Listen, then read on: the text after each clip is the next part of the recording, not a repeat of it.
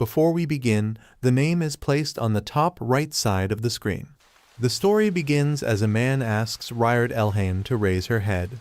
It's raining heavily as the man tells her that unlike her twin brother Ryan, everyone was puzzled why she could not awaken the power of water until she turned 20. But they found the answer in ancient texts. He asks her if that isn't fortunate. Ryan's incomplete water power will become perfect with her death.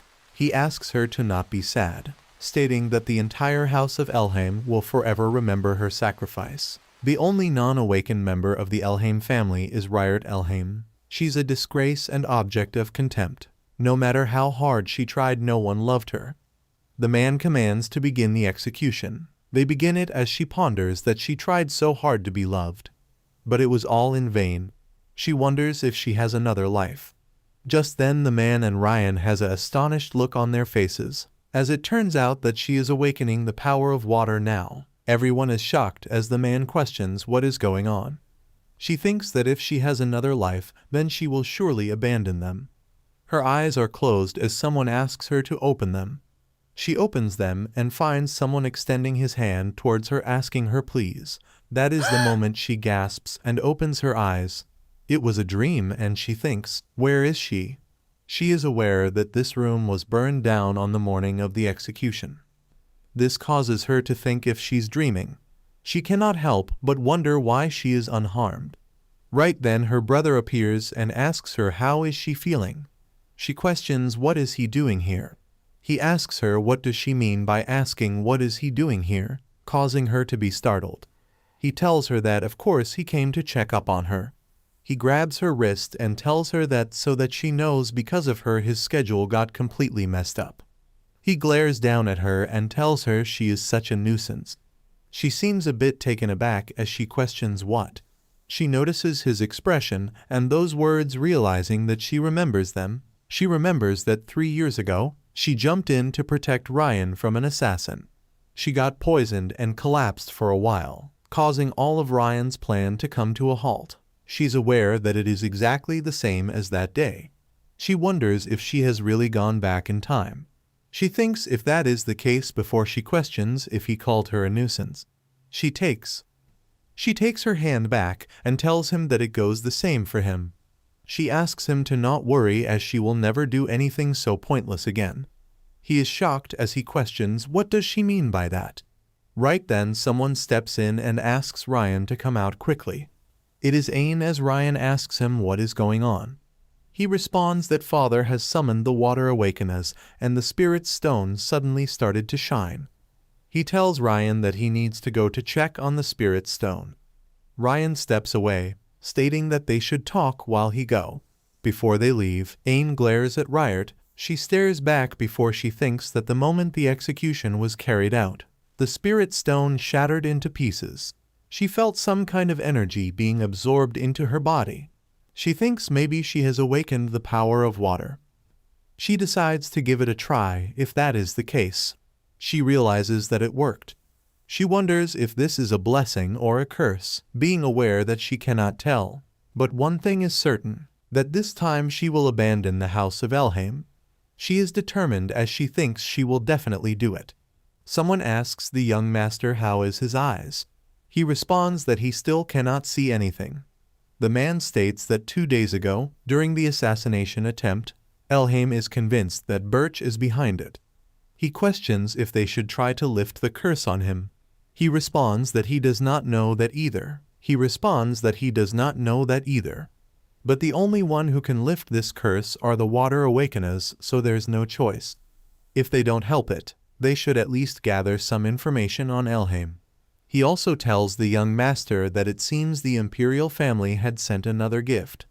The young man still states that after the girls, they send another gift and they should return it twofold. He is asked what if there is someone who can lift the curse. He responds that he will give them whatever they want. He states that the enemy must be killed and grudges must be settled completely. He uses his power as the assassins outside gets unwell. He states that's the creed of Birch and takes off the cloth from his eyes.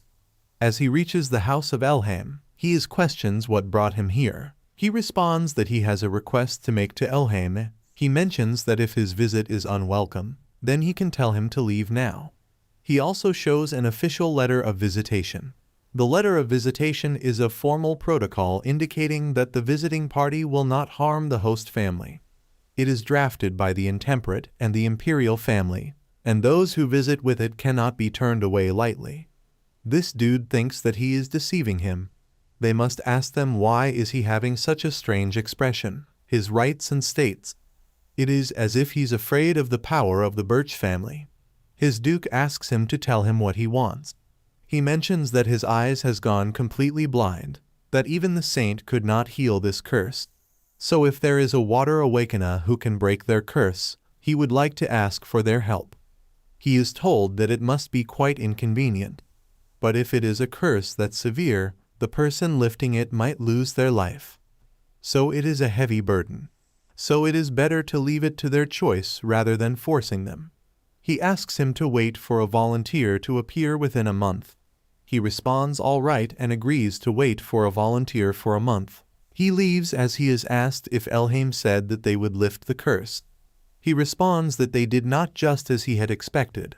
From the beginning he doubted if there would be an awakener capable of breaking this curse. He gets in the carriage as Riot stares at him from her window. It is already night time. A knight wonders that no matter how one looks at it, there is not even an ant inside. Not only are there no volunteers, but even the servants are locked away. He asks the young master if he is planning to stay here. They say that the Duke of Elhaim has gathered the water awakeners, and questions if they should go and check. He thinks about it for a while before mentioning that it is a convenient excuse, finding it fortunate. Does Walter to go gather information on the tube of Elhaim? Walter responds that his royal Walter is at his service. The young master thinks about it and wonders if his eyesight will never return. He finds it troublesome and thinks that he can still use his abilities, but without sight, fine control is impossible.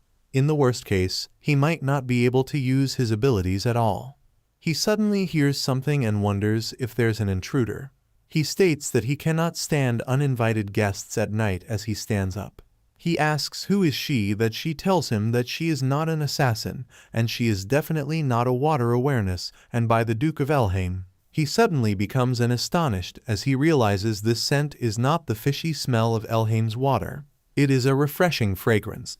He cannot see what he can definitely sense it. He asks her why has she come to him. She calls out to him and tells him it is because she can help him with his curse. He questions what does she mean by help. She grabs his hand and questions if she eliminates the curse and restores his sight. What will he give to her? He remains silent for a while before he smirks and tells her everything. He kisses her hand.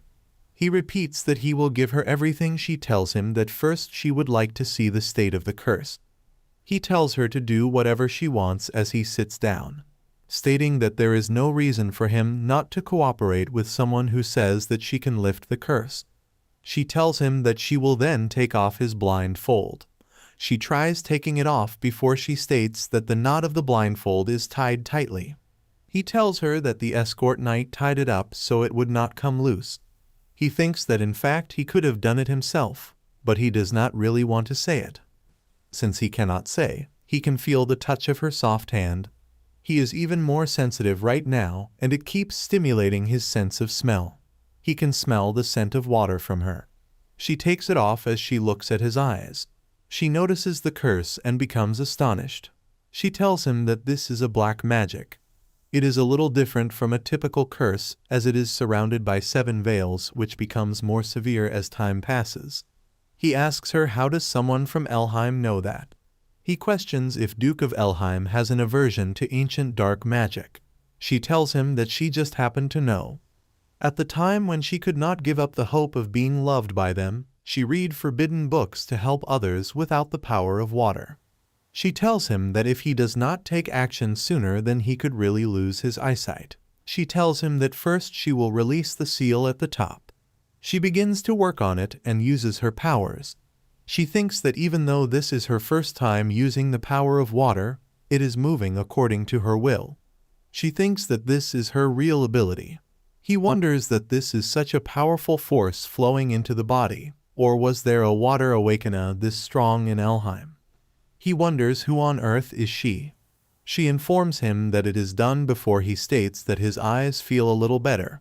She tells him that if she releases all layers at once, it would be hard on his body, so she will release the remaining 7 layers, 1 layer per day. She tells him that she will see him tomorrow. She begins to walk out before he tells her that he will wait for her.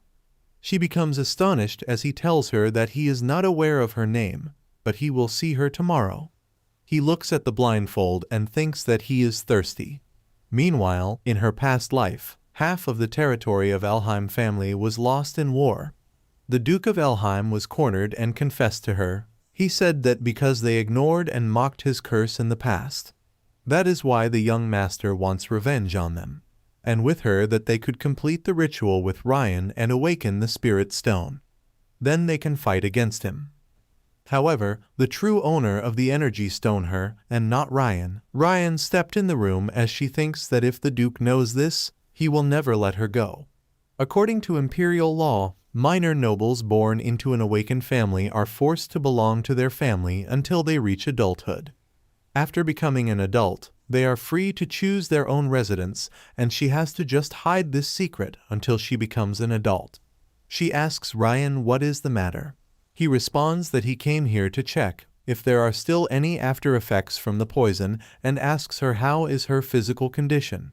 She asks him why he is curious about that. He is shocked as he ponders that the after effects of the poison would have disappeared. So why does she keep acting like this? He tells her because her condition is important to him. She responds that she can guess that because he cannot use his abilities properly without her.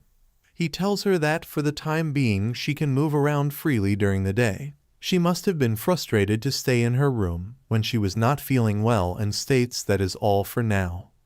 As he goes outside, he is aware that she has also changed as before, and after she jumped in front of him and stopped the assassin. He wonders what kind of change of heart occurred between that time.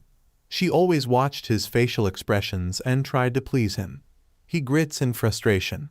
Ain calls out to him and tells him that the light of the energy stone has become stronger than yesterday. They go to observe that. Ryan questions since when has it been like this. He is told that from what he heard, it has been like this since yesterday. He tries to touch it, and upon dress that he cannot feel anything. He wonders if it is right for the spirit stone to react to him. The nighttime appears as she goes to him. He greets her as he greets him back and calls him by his name Michael Virch. He questions if it is not too formal to call him by his last name. She asks him if she should then call him Lord Virch. He tells her that he would prefer that she calls him by his first name. He touches her face before she tells him. All right. He ponders that she does not even blink at most flirtations. He wonders if he should say that she's cold or smart. She asks him how are his eyes. He tells her that until yesterday, they hurt with a lightweight. She tells him that is a relief and states that today they will lift another layer of the curse. She begins to work on it as he trembles. She holds his hand and tells him to not worry and trust her. She will make sure to restore his eyes, causing him to be astonished. He ponders that her frail, soft hand is so small that it fits lightly in his embrace. Yet he is the one trying to comfort him. He was never anxious in the first place, but he finds it amusing. He thinks, who would have thought that someone like him would hear such words? He tells her all right. He will trust her as she is the first person to even capture his interest like this. She begins to use her powers. She's done.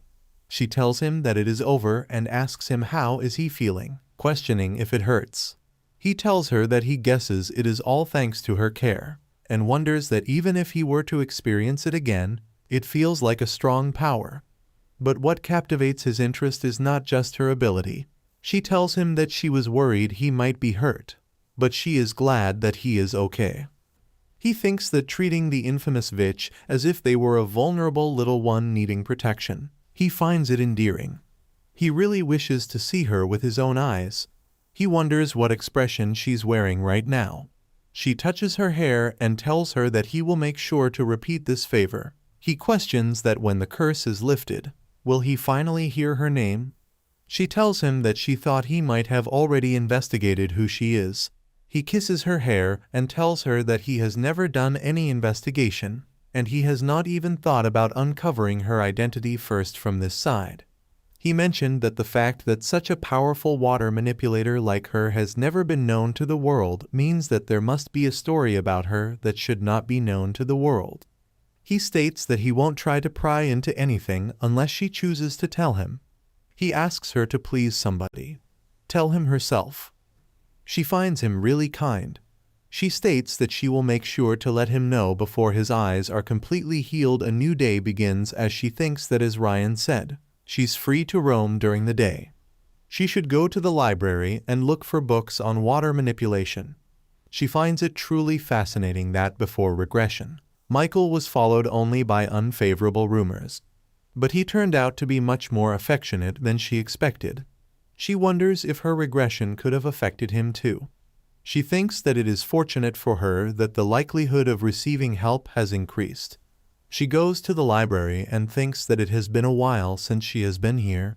She used to come here often to hide from relatives who despite the unawakened. She wonders, since when did she stop coming here? The flashback hits her as her expression changes into sadness. She decides to search for books on water awakeners. She thinks that she needs to read therapeutic books for Michael. As they peel off layers of the curse one by one, the required power of the water will become more complex. Someone notices her. He calls out her name as it is Huyam and Elheim. The twins have 3 older brothers. The eldest is Einrias, the second is Dantharian, and the third is Huyam. She often played with him, who was the same age as her.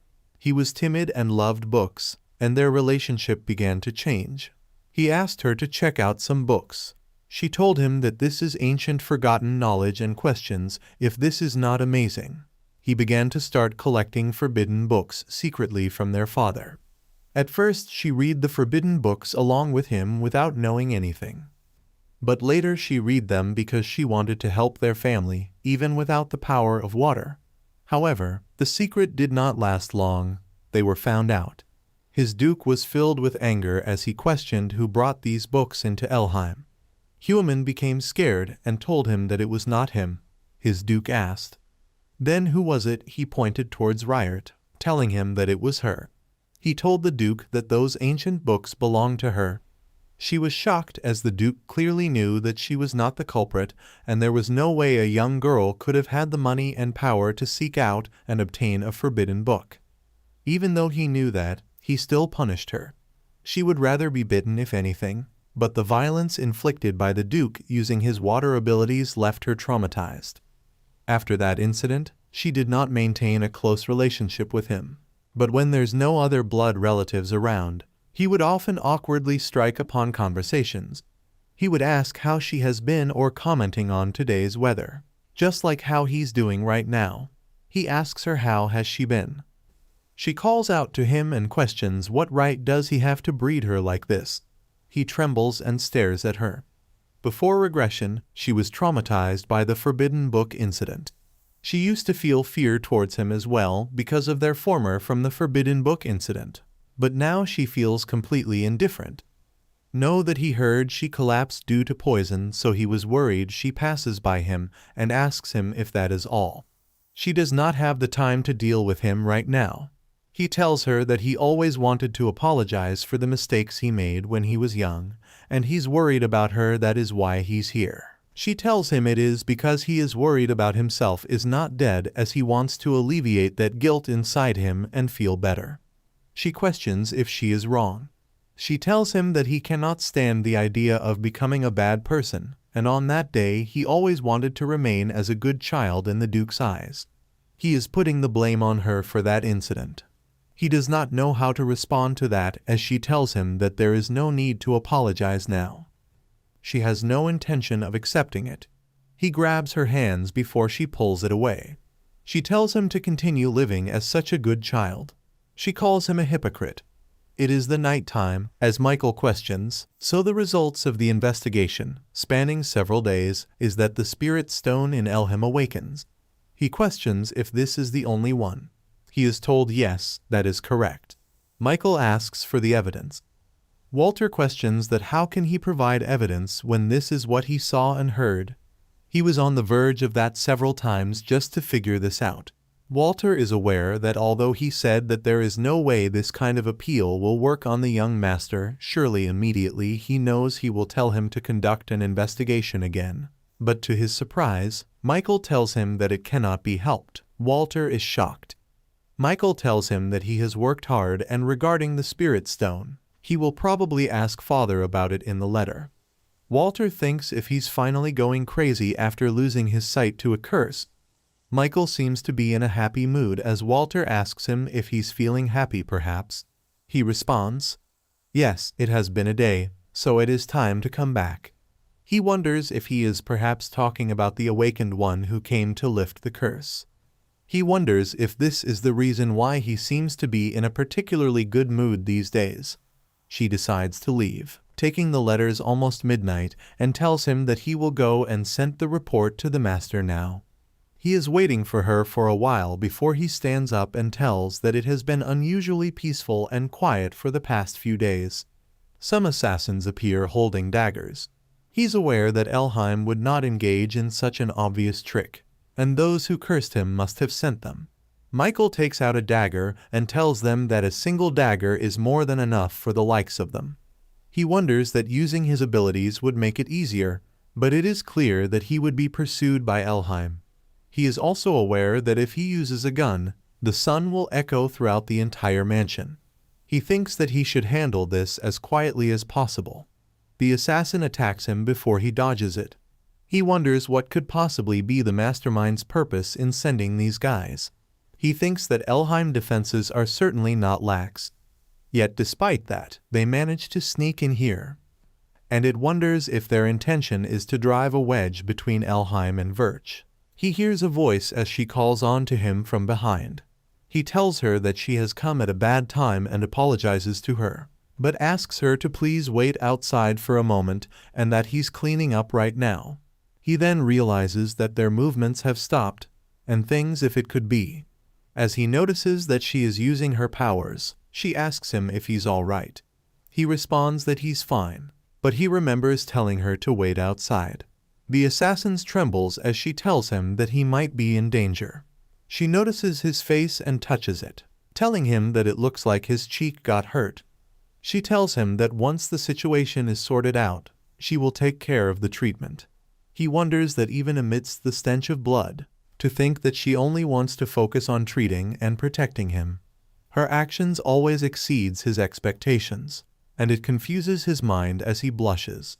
He tells her that thanks to her, things have been sorted out to some extent. He states that he will take care of them, so she should stay behind him. The assassins begin to fade as she becomes shocked. She asks him to wait as they soon turn into dust. He questions if she was the one who just did that. She tells him that she was the one, and she did not use any power. She looks at their bones and wonders if it is another curse. She thinks it. However, in most general curses and spells, letters or symbols would remain. But since there is no such thing, it really seems like ancient magic. She tells him that she does not know the exact origin, but for now she does not sense any kind of magic. He tells her that it will be no harm then, and he is glad that it is not that worse. He sits down and thanks her for the help. He mentions that he will have the escort knight find out what happened. She responds that, yes, just in case he should tell them to be careful. She tells him that now she will remove the curse. He blushes slightly and tells her all right. She mentions that she will start now. She uses the power and thinks that if the second curse disappears with this, then there will be only 5 curses left then. He wishes that time would stop. Meanwhile, the Crown Prince looks at the bones and states that it is impossible to maintain its shape for a long time, that it would be best to dispose of them. It is the Crown Prince Lucas Franzium. He is questioned what should they do with the puppets already sent to Elheim. The Grand Prince tells that they won't be using this method again, so it is okay to leave them alone. He knows that the Duke of Birch and Elheim will be suspicious towards each other. He is aware that it won't be easy to find out who is behind it. He is told that he is right, But it is not easy to understand Michael's current situation in Duke Elheim. Dog Grand Prince thinks if it could be that the Duke of Elheim is planning to cooperate with Virch. He is told to not worry as it is a curse cast with powerful ancient magic, so even Duke Elheim will not be able to break it off easily. He ponders that he did put a lot of effort into putting a curse on it. And even with Elheim's abilities, it won't be easy to solve. Except for only one person, who is Ryan. The Crown Prince asks him to, appropriately using Ninian as an excuse, send a letter saying there will be a visit to Elheim. Meanwhile, someone questions what is the status of the energy stone. They are told that a blue hollow appeared in the center and the entire spirit store is pulsating like a heart. And it is proof that awakening is not far away. They mention that it is all thanks to Ryan. He is thinking about when he asked me where did Ryard had to, questioning if she did not ask for him, but the maid told him that she did not mention anything about the Duke. The Duke calls out to Ryan and asks him what is wrong. He questions that since he will soon become an adult, should not he find a spouse? He is showed the letter from His Highness, the Crown Prince, in which it is stated that he will be visiting Elheim soon. It looks like he wants him and Princess Ninian to get engaged. He responds that it does not matter to him, and is aware that Ninian is not a bad opponent. It was clearly evident that she had liked him since they were young. But Ryard Elheim was easier to deal with than Ninian, but now she feels stranger and distant than anyone else. He wonders where did it just go wrong. The duo understands that he has no complaints about his engagement to the princess. The Duke is asked when will he invite His Royal Highness the Crown Prince. He mentions that they'll have to hold an event to welcome Mihail Virch in the near future, so it would be a good idea to invite the royal family that day, as a very grand banquet will be held at night, while the hunting competition will be held during the day. Have few days passed like that, and there are only 2 curses left. They begin it as she thinks it is more complicated than the previous curses, so it will take some time. He tells her that it is fine and asks her to take her time. Walter asked him if he said there were 2 more curses. He had responded that it is still blurry now, but he still can see shapes and distinguish colors. Walter told him that if he can see that far ahead, then there's no problem if he meets an enemy in a hunting competition. Although he already knows that Duke Elheim hates Virch, they still hold a hunting competition to welcome the blind. He thinks that they are slowly crossing the line, and it might actually end up being fun. Because he's going to trample on Elheim someday, he decides to think of it as entertainment before that. It begins to get blurry as he wonders if the curse has been lifted. He notices that it seems to be getting clearer. She calls out to him and questions if he can see her. He is astonished as he looks elsewhere. She tells him that she tried to remove it perfectly, but she is not sure if it worked well. She calls out to him again. He responds that it looks very clear. He wonders that he cannot believe he is this flustered and decides to stay calm. He tells her that he is glad she is the first person he has seen after the curse was lifted. He grabs her hand and kisses it. He tells her that he is very thankful and that he does not forget favors. Since she restored his eyes as the successor, the entire Virch family will treat her as a benefactor. He mentions that there's still 1 layer of the curse remaining, but he believes that she will soon fully undo it. Just as he promised when she first entered this room, he will grant her whatever she desires. He asks her what does she wish for. She thinks about it as she is aware it is something she must achieve to avoid repeating the regrets of her past life. It may be impossible alone, but with Michael's help it might just be possible. She tells him that her name is Ryard Elheim. She is the disgrace of the Elheim ducal family. She tells him that she was born awakened half-blood. She is a half-blooded Elheim. There is only one thing that she desires, which is to escape from Elheim. She asks him to please help her. He is astonished before he smiles and tells her that her name is very beautiful. He touches her face and mentions that all right, he will help her break free from Elheim. They are sitting together as he tells her that as she knows he is the heir of Virch, and with his father currently the Duke of Vitch, and until recently his grandfather was also here. He looks at her and states that he seems to be the only one talking and asks her if she can tell him about herself too. She tells him that her name is Ryert. He is dumbfounded as he responds that he already knows that. He questions that he wants to ask if she whether dislikes or likes something. She is confused as she wonders what does she like. She tells him that maybe she likes animals. He asks her if she likes birds, but she responds that she is not sure about that. She knows that even though it is about herself, she does not know anything. What she likes and what she dislikes. Bird begins to appear. He does her that these all birds commonly used for reconnaissance in Virch. He questions if she likes them. She smiles and mentions that yes, she does. He stares at her for a while before he blushes. So when does she think it might happen leaving Elheim? He states that if she wishes then he could let her leave right away. She tells him no. She's still a minor, and nobles who are minors cannot leave their family until they come of age. And if she were to leave now, the Empire would use its laws to justify capturing her. It might even turn the entire Empire against Virch. He is dumbfounded as she asks him to not make that expression, asking what the problem is. He is aware that once the hunting competition ends he will be leaving this place. He thinks that he does not want to leave her behind in a place like this, but she seems uncomfortable too. He will just have to wait. He tells her that he will then consider the day she leaves to be her coming-of-age ceremony. She drugs him. Yes, she will wait. Someone appears and states that nothing seems to change here. He's Dantirian as he is told that he is late. He questions is not this famous for his beauty and asks him if he has the spirit stone. He is the second son of Elheim, Dantirian Elheim. He was exceptional even among the awakened of Elheim's direct lineage. Disliking Elheim's nature color, he changed it permanently, and left for the imperial palace to serve as a guard to Princess Ninian. He is told that the spirit stones are where they always are, so if he is so curious, could not he just rushed over as soon as he received a letter about the change in the spirit stone? He states that as he knows, he's quite busy. He wants to see the spread stone first. As he goes there, he finds it impressing and questions, why did he just say it was shining if he knew it was this impressive? He would have come sooner. He is told that it was not originally like this. He tries to touch it as even though the water awakeners of the Elheim family did not create water themselves, they could manipulate it. That is called control. However, the waters that fill this place cannot be controlled. Moreover, it is becoming more violent.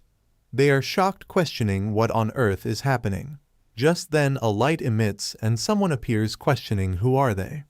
The boy asks them who are they and where is the one who woke him up. They are shocked as they wonder who is this being and realizes that immense pressure, realizing that humans cannot reach this level of power. Being aware that a monster or only a divine being would be able to do this, they ask him who is he? He responds that he is so arrogant to ask him that and uses his water power to attack them. He controls them and states that he is Lord Rayard's 10th weapon. He is also Durin's first contractor. They are shocked as he tells them that in their words he is known as the Spirit King. Any questions if they are a distant descendant of Durin as they have extraordinary strength. They tremble in pain as he tells them they will ask him again, and questions which is the one who woke him up. Dantirian is aware that if he does not answer, then he is going to get killed as he's treating them as beings worse than ants. They tell him that the child is outside right now and asks him if they should go and bring her. He tells them not right now, but in the next 3 days they should bring the successor here.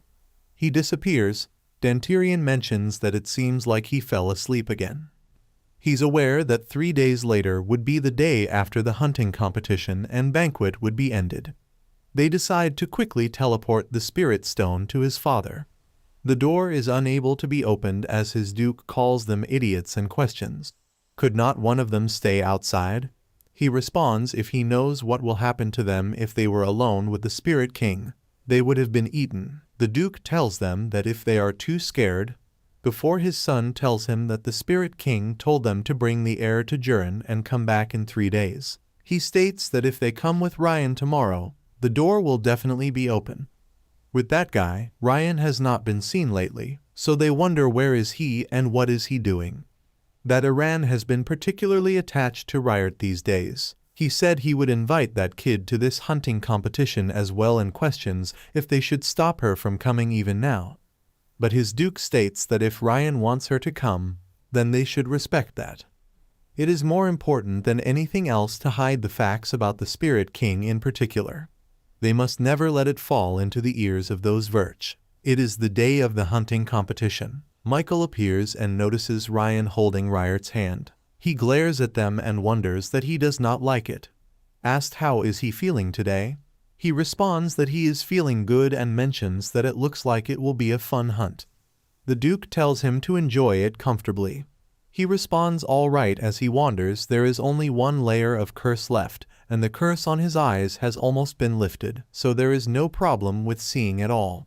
He is aware that the Duke thinks that he cannot see.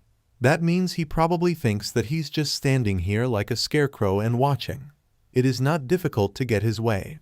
His eyes falls again on Ryert and Ryan's holding hands. He wonders that this is a separate matter. After a while she is sitting under a tree, as she thinks that these days Ryan has become strange. Before returning, he never brought her to hunting competitions like this, and she never expected anything like that. But now he tells her that he will bring her to some games, and what does she want? She told him that there is no need. He asked her if it is because she does not want to. She told him to not kill the silver fox and bring it to her. He was astonished before he smiled. He told her that he will keep his promise. Definitely.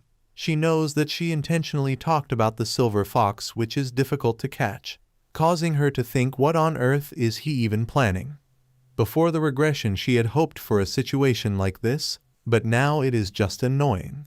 Someone calls out to her as she turns around to find Michael. He calls out to her as he sits beside her. She asks him how did he know that she was here. He responds that he just thought that she might be here. He smiles as he looks at her. He's aware that the truth is that he followed the refreshing scent of her floating through the wind. He giggles as she is confused. She questions if there is nothing wrong with his eyes. He tells her yes, it is a lot better. He asks her about her. He touches her arms and states it must have hurt a lot though. She tells him that it did not hurt much since she's used to this. He tells her to not get used to it, causing her to be astonished. He states that he doesn't want her to get used to feeling the pain. Her expression is filled with astonishment as she is aware she does not know what to say at a time like this. She asks him why did he come here. He tells her it is because he missed her. She is aware that other people think of her as an unawakened person. They did not see her, so why did he bother to come to her in this wide forest? She knows that he keeps inviting about her. She tells him that she is glad he came too. This causes her to be shocked. He begins to blush as he stands up and asks Celebrity should get going. He questions if she's attending the banquet being held today. She didn't remember the surgeon had told her to come to the banquet held out to the hunting competition. She tells him yes if he goes. He tells her okay as she wanted to dance with her. She mentions that she cannot dance. He tells her to not worry about that as he will teach her and states that he will see her at the banquet. Ryan is roaming around there too as he notices a fur. Earlier he was questioned that why does he want to catch a silver fox. They were shocked as they thought they should leave him alone. Maybe it is because he likes foxes. The Duke had told him that he has picked a difficult prey. He asked his Duke about it. As the Duke told him it is a breed that was killed by orders of the ancestors, so it would be almost extinct. He ponders maybe this silver fox might be the last one left here. He remembers her words when she told him to catch the silver fox, being aware that he must catch it. He thinks maybe then they can go back to the way it was before. He notices something as he observes it and realizes that is the silver fox. He decides to get just a bit more closer in trying to find it. Certainly someone attacks it as he becomes shocked, questioning who could it be. He realizes that the fox just passed out. He wonders if this was a sound of the gunshot. He turns around to find someone and asks him what is the meaning.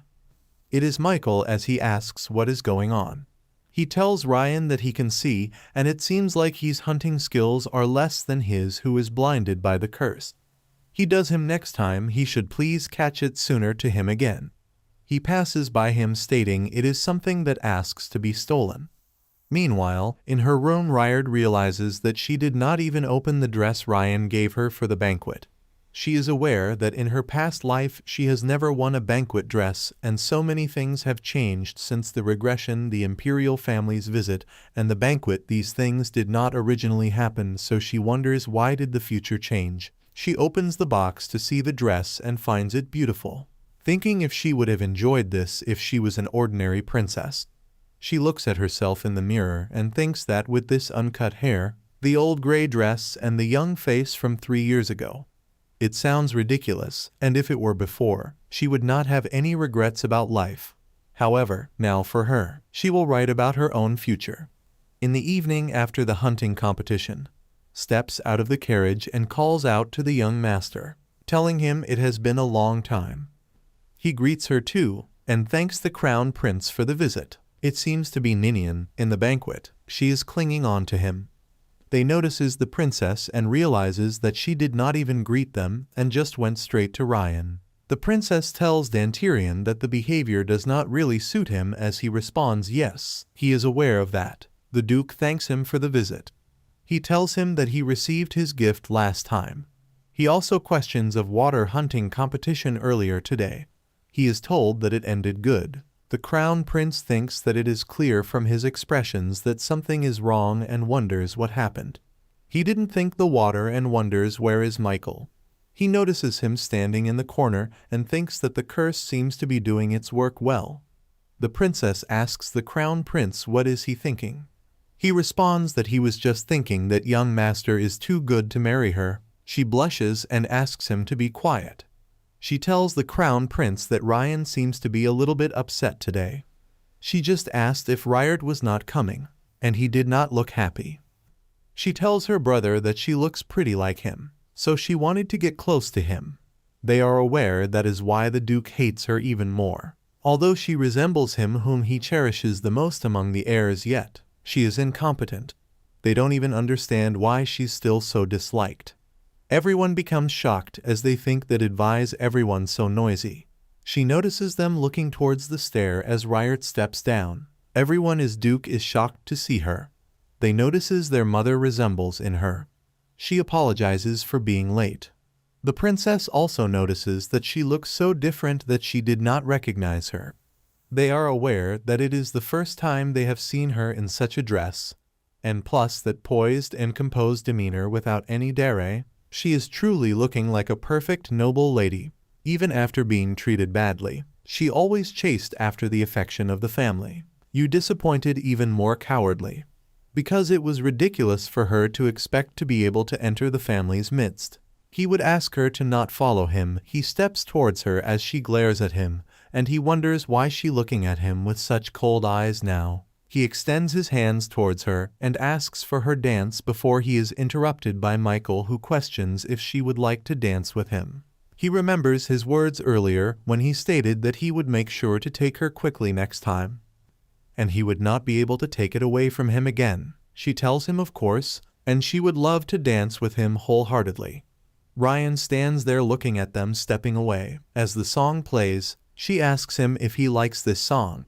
He tells her that he might have liked it in the past and states that she looks very beautiful today. She thanks him and states that he looks exquisite too.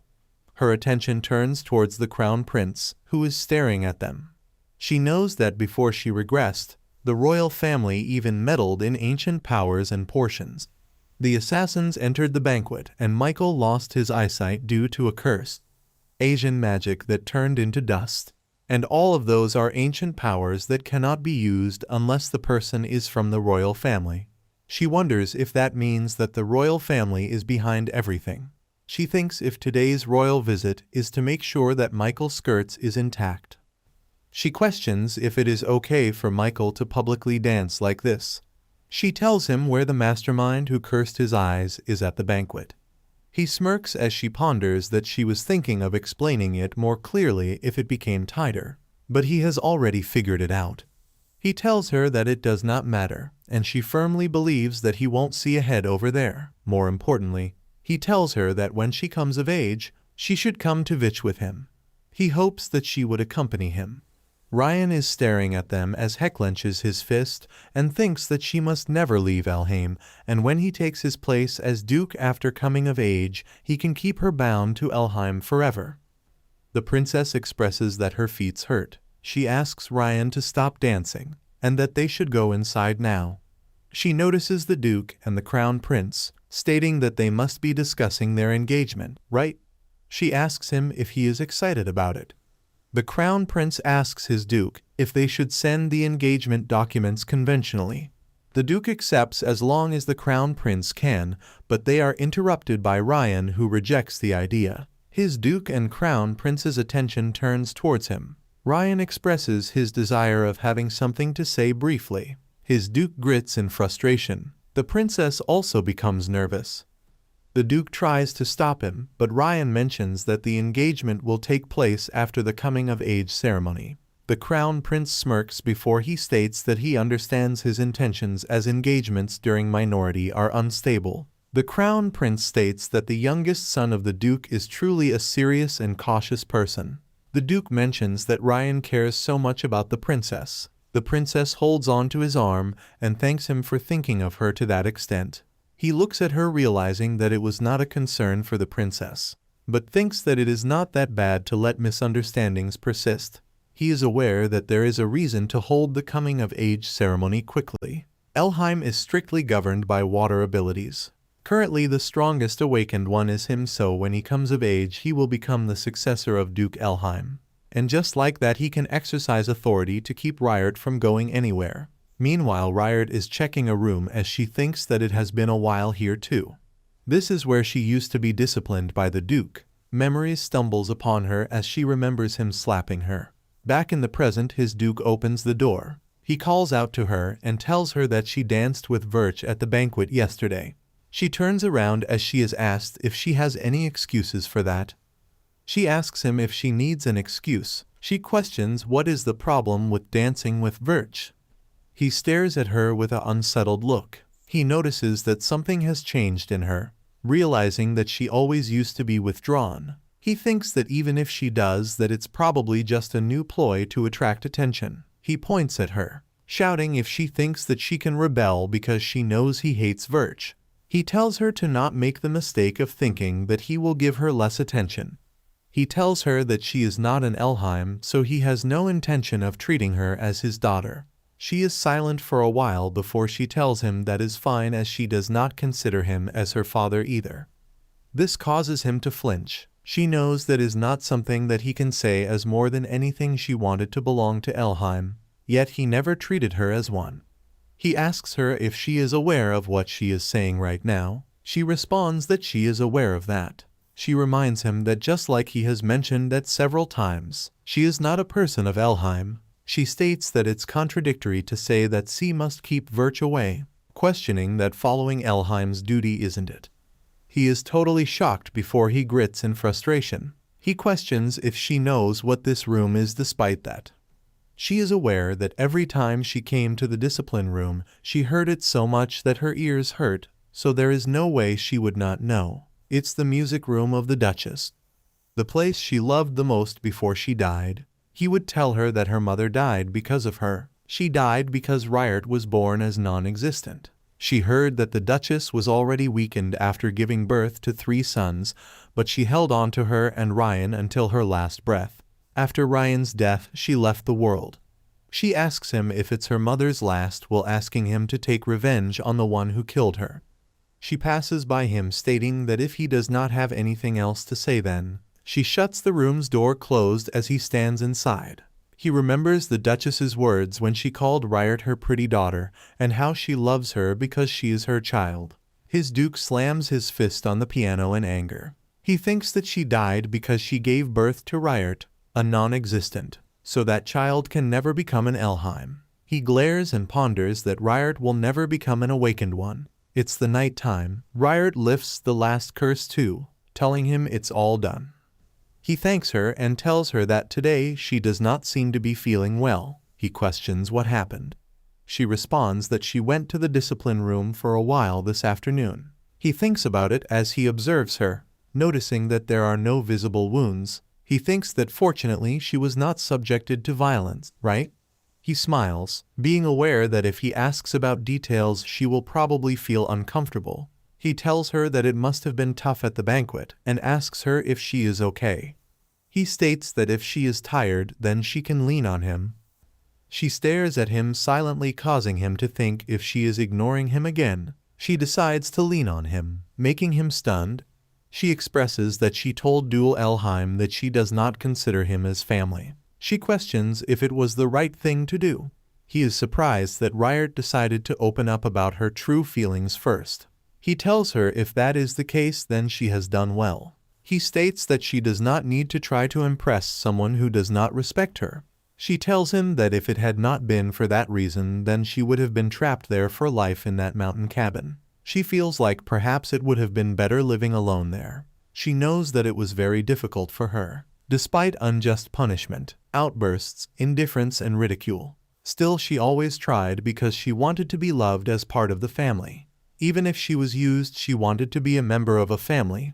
But now she thinks that she does not care anymore about noble families like Elheim. Michael calls out to her before she is hugged tightly by him.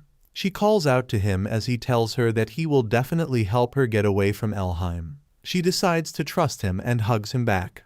She thanks him before he asks her if she gets out of here, is there anything that she'd like to do? She questions what does she want to do. She expresses her desire to see the sea. She has always wished that she could see it at least once before she die.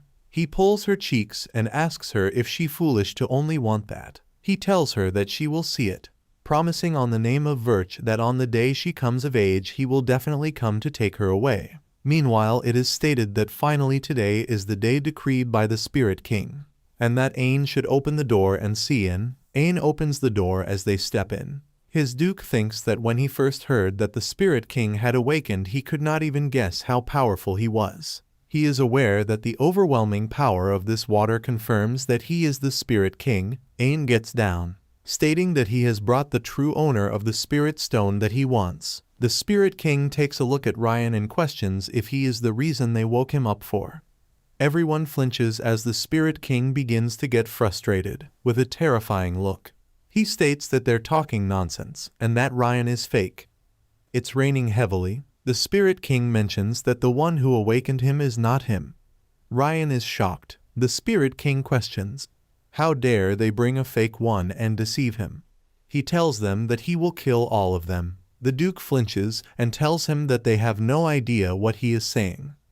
He mentions that this child is definitely the owner of the Spirit Stone. The Spirit King ponders if he truly does not know, because he can feel it that they must be very incarnation of Urin who woke him up somewhere here. The Spirit King states that the true owner of the Spirit Stone is in this mansion. He asks them to bring that person before him. The Duke kneels down, telling him as he wishes. He flinches, thinking if it is not Ryan, then who on earth could it be? After that, he brought all the high-ranking awakened members of the family to their Spirit King. But the only response was that none of them were the one. The Duke had no idea where it went wrong. He thought if it could be really, that Ryan is not the owner of the Spirit Stone. The Duke was told that just in case, they should check even the lowered rank awakened ones. Ryan remained quiet. He was told not to worry much as even if he is not the owner of the Spirit Stone, he will still be the next due, as his brother has no desire to be a duke in the first place. His Duke asks Dantirian if he's leaving for the palace now. Dantirian states that since Princess has already left, it is the right thing to do and he will be back for Ryan's coming-of-age ceremony. Right then, his Duke is informed that Michael says he's leaving now. The Duke thought that he would shamelessly stay longer, but he's leaving sooner than expected. Outside, Michael is asked if it is okay to leave when there's still time left. Mikhail responds that the curse has already been lifted and there is a lot to prepare for. He is asked if there's anything that he needs to prepare for. He is holding the fox in his hand. He mentions that he should prepare to welcome Riot. Someone steps out and tells him that he came out to bid farewell as he is leaving. It is Ryan. Michael tells him that it is an honor indeed, stating that thanks to Ryan, he has been doing well. Thanks to Elheim's care, there has not been a dull day.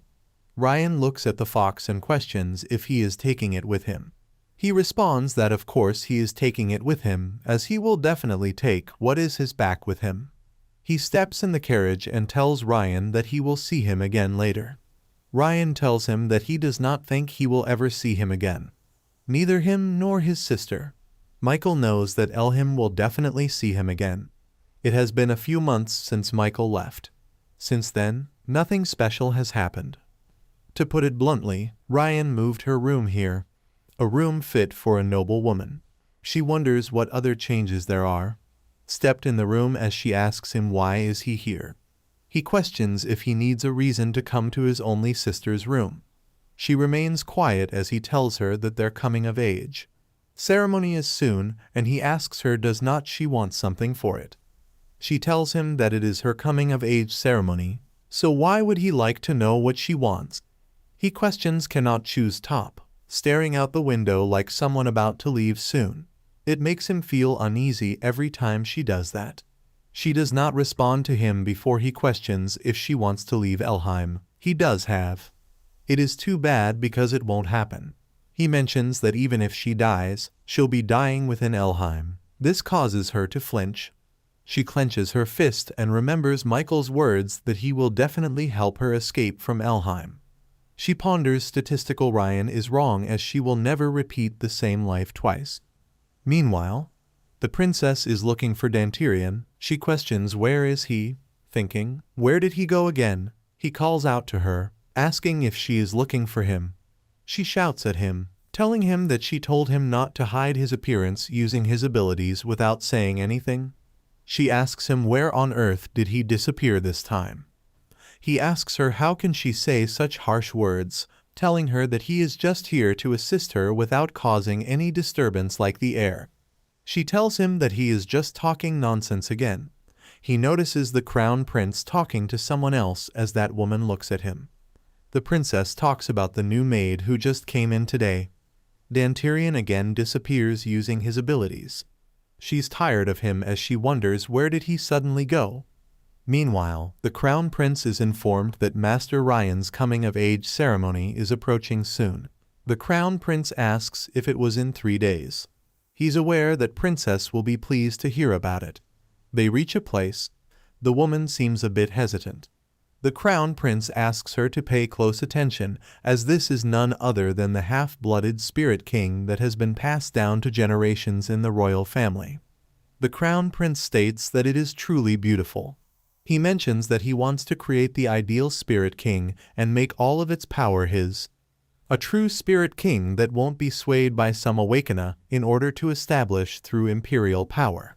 The count tells him that everything will happen as he wishes. The crown prince asks him to bring out the bottle. The count asks him if he will be retrieving it himself. The crown prince questions if the count is not aware of the power of the royal family, stating that red eyes are only possessed by the royal family, and they are not affected by an awakener's power and curse. He begins to do it as the count tells him that he wishes the crown prince would still be a bit more careful. This black powder that comes out of the Spirit King has a special ability. Once you inhale or even touch the powder, that living being will lose all its sanity. The crown prince states this will be enough and asks the count how is Michael doing. The count tells him it is as usual. It is quiet with the castle doors closed. He stole that. Michael's heir has gone blind, and the grandfather will never be able to see the light of day. The crown prince knows that it has been a while since he raised a toast. Dantirian was listening to their conversation as he never expected the secret that the crown prince was hiding would be the spirit king. A day before Ryan's coming-of-age ceremony, Dantalion runs to him and questions if he still has not found the owner of the elemental stone. His duke states that, as he said, he took all those from their family, and they had no success. Dantirian is shocked to hear that, as he's aware that they did come to see Ryan's coming-of-age ceremony, but it was also to witness the current situation of the Spirit King, and he cannot believe that it is still the same. He is aware that the royal family spirit's power is not even comparable to the Water Spirit King. However, he will have to see. goes out to his father and asks him what will he do when the Ryert becomes an adult. His brother is aware that these days, Ryan has been weirdly obsessed with Ryert, thinking why would he bring her up in this conversation. The Duke tells him that after the coming-of-age ceremony, if he can use her ability without her, then he will kick her out since she will be not of any use anymore. Ryan tells him no, causing his father to flinch. He asks him to let her stay in their family. He tells him that she wants to leave this place when she reaches adulthood, and they do not have the legal right to keep her here. He asks his father cannot they just forcibly detain her. He tells his father that he was the one who mentioned that she is his property, and now he is telling him what legal rights. He is told that he is right, and if she refuses to listen to him, then he can make her a cripple so she cannot leave. Break her so much so she cannot leave, and he can do whatever he wants. Dantirian still believes the true owner of the elemental stone is Ryan. However, even though the Awakeners from Elheim said this is wrong, the Spirit King specifically said that Ryan was a fake. The Spirit King called fake only to Ryan. Even if it is true, there is nothing they can do now. The Duke tells him to do whatever he wants to. It is the night time as Ryert is aware that tomorrow is finally Ryan's coming-of-age ceremony. She is aware that there is something she must confirm. She knows that recently Elheim Awakeners have been called to the temple thinking that something must have happened here. She stands in front of the door that only an ascended Awakener can open. She reaches for it and it opens. She steps in and looks at the Spirit King. Realizing that he looks similar to the blue man she saw before, she regressed. He opens his eyes and notices her. He reaches for her, telling her that she finally came. He calls her his master, his one and only contractor. She tells him that she does not remember ever making a contract with him. He mentions that is not true. He holds her hands, and suddenly her hands begins to emit light. He tells her that he engraved this on her so she can recognize him even if she is reborn. They promise to see each other again. He tells her she is the first contractor, Urin's reincarnation. She asks him if he is saying that she is the embodiment of the head of the first family, Urin. He closes his eyes and not respond. She asks him what is going on as he tells her that he can read her memories. He states that scoundrels of this family are people who deserve to be torn apart and killed. They cannot recognize the real and cling to falsehoods which are truly laughable. He mentions that if she wishes, he can kill all the humans of Elheim right now. He can make death cover this entire empire. She asks him to please not do that. He questions Bird before she tells him that these worthless beings do not deserve his effort, and she will leave from here anyway, so he should please keep their meeting a secret. He questions if she is going to Michael. She tells him yes. He tells her that he wants to go with her, but long ago made an attempt to split the Spirit King into two pieces. So if he leave this place, it will likely cause a change in the seal as well. She asks about the seal before she can hear someone talking about how they can hear someone's voice from inside. They question if it is His Majesty that is inside. She realizes that she should go now.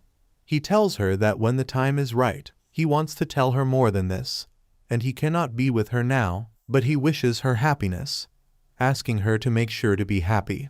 She tells him that they will meet again for sure. He calls them a fool, thinking that if they knew who they have thrown, they would be regretting it deeply. On the day of the coming-of-age ceremony, she is sitting in the corner.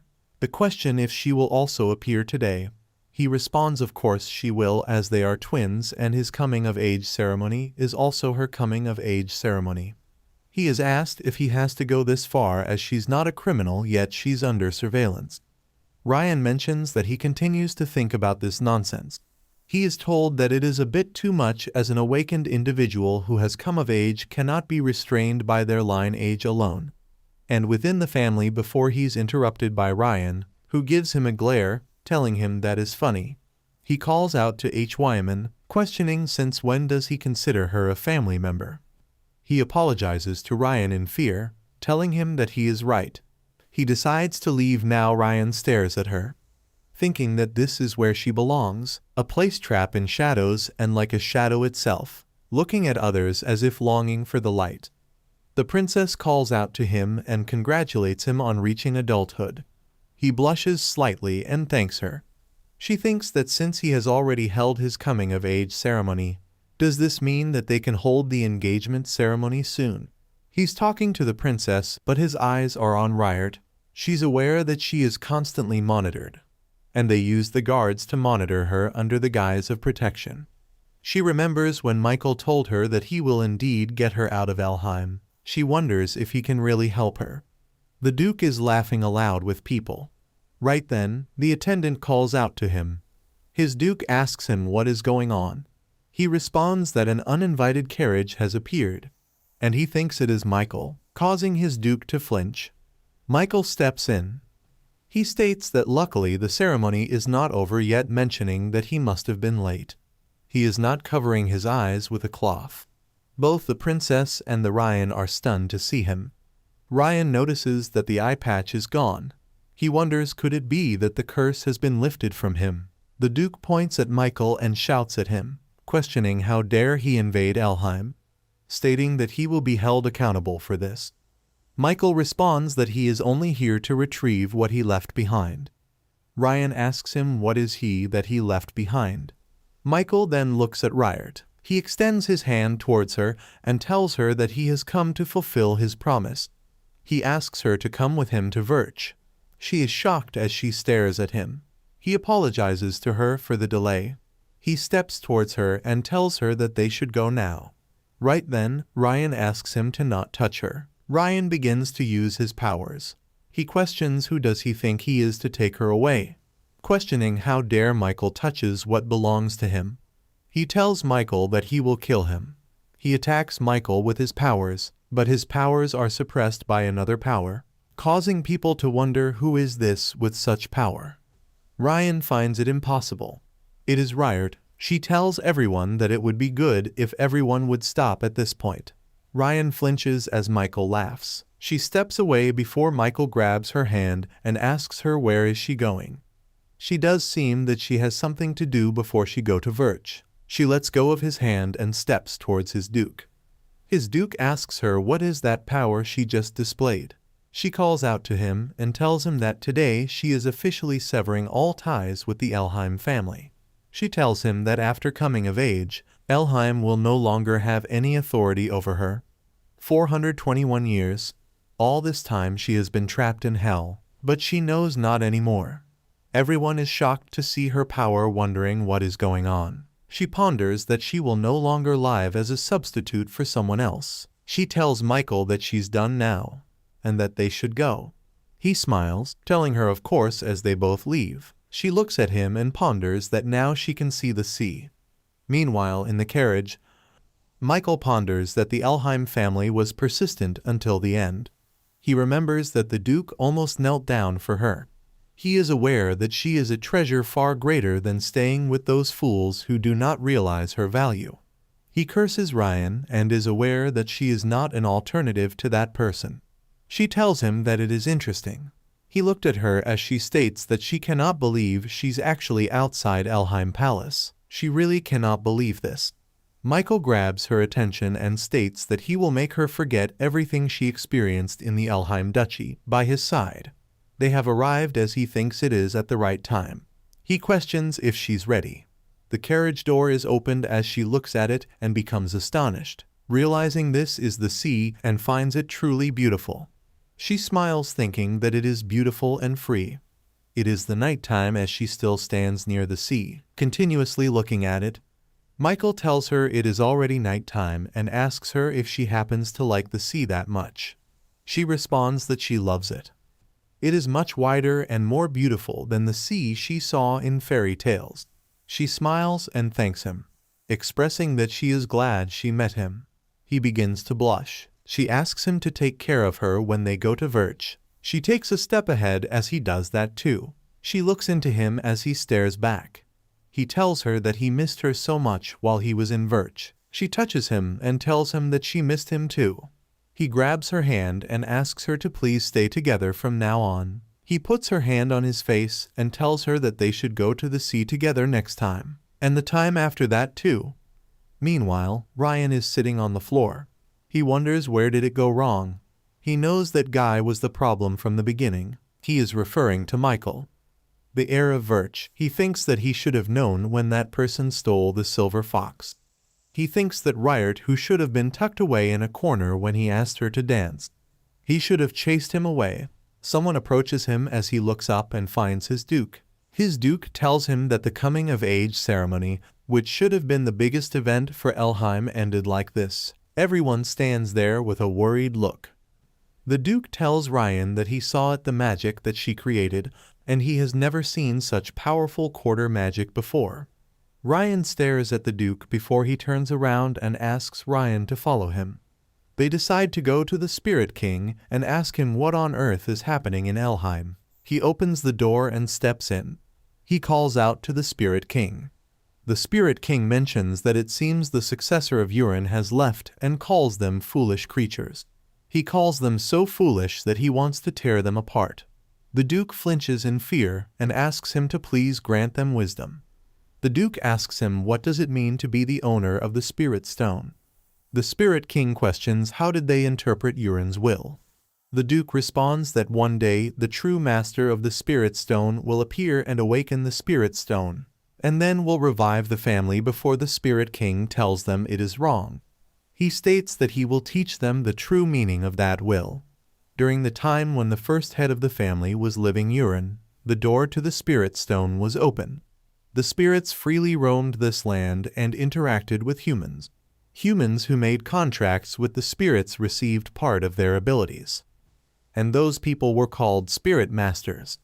Sometimes there were people who made contracts not with spirits, but with the Spirit King. Those people were called the Awakened.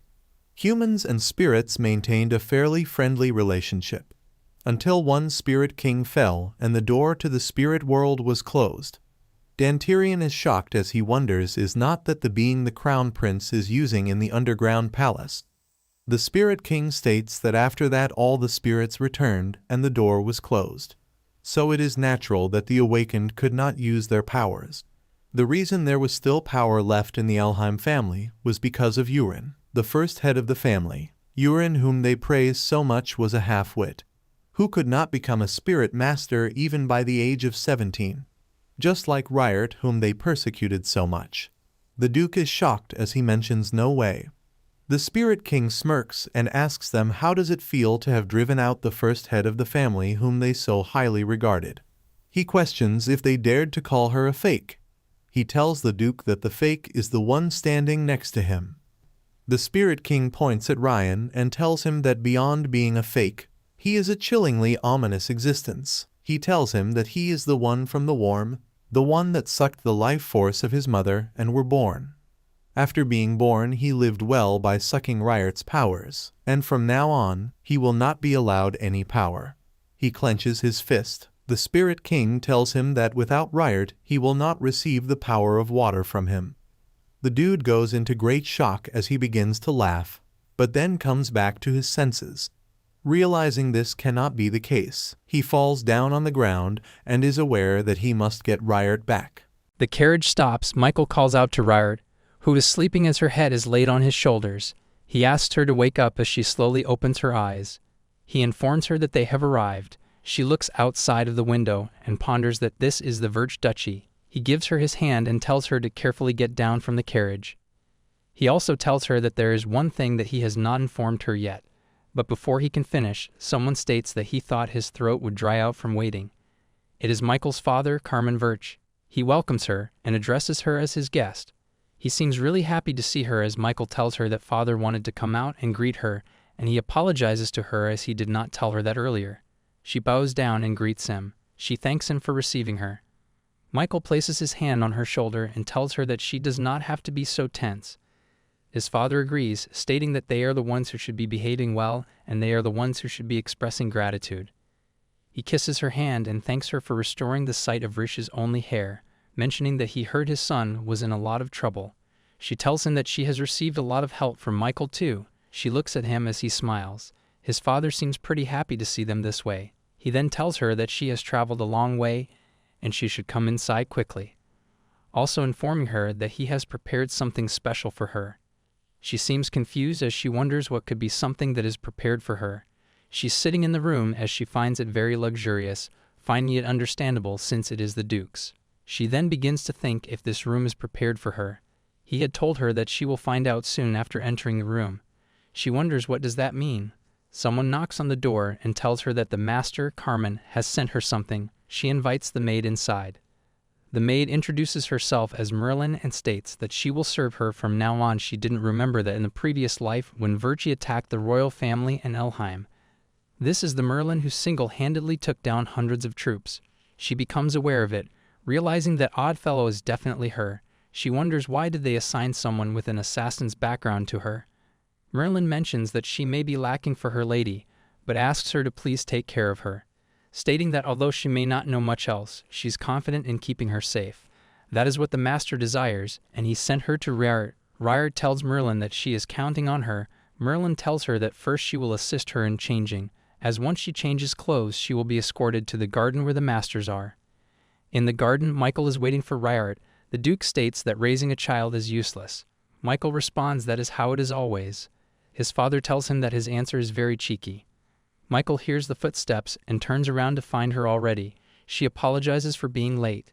Michael is shocked to see her as he begins to blush. His father asks her to sit down. She is told that he did not know what she liked, so he prepared various things. He asks her to try it. Portions of this nothing to her task. She responds no, that is not it.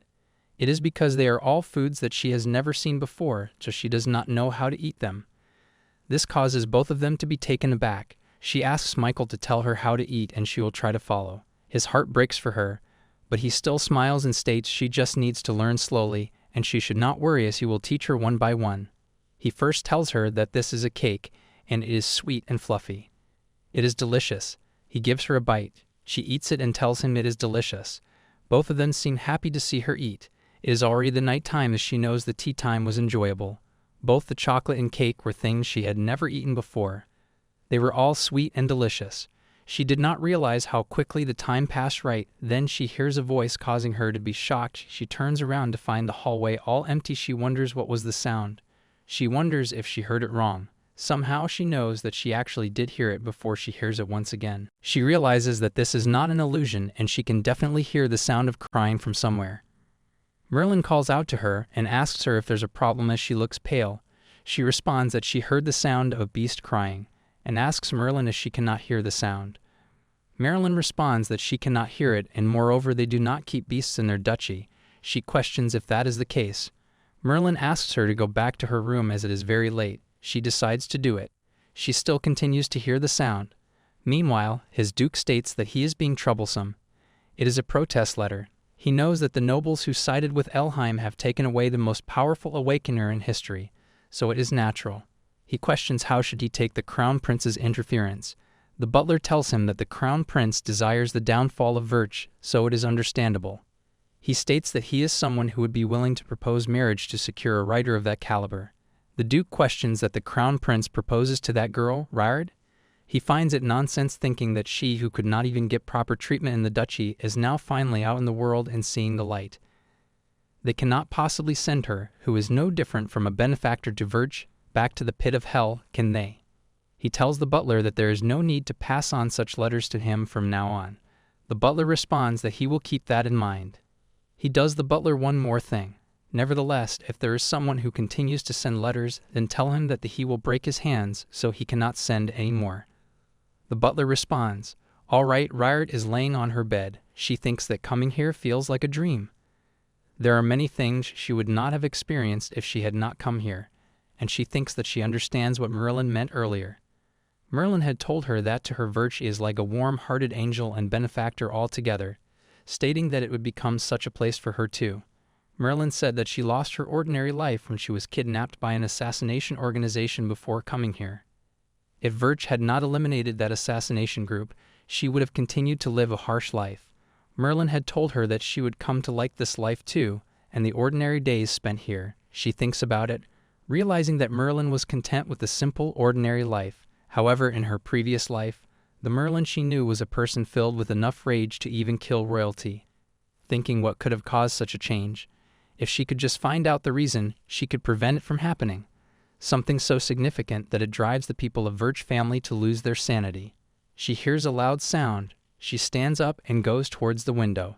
She is sure that she did not mishear. She looks outside of the window and thinks that she needs to find out what that song is.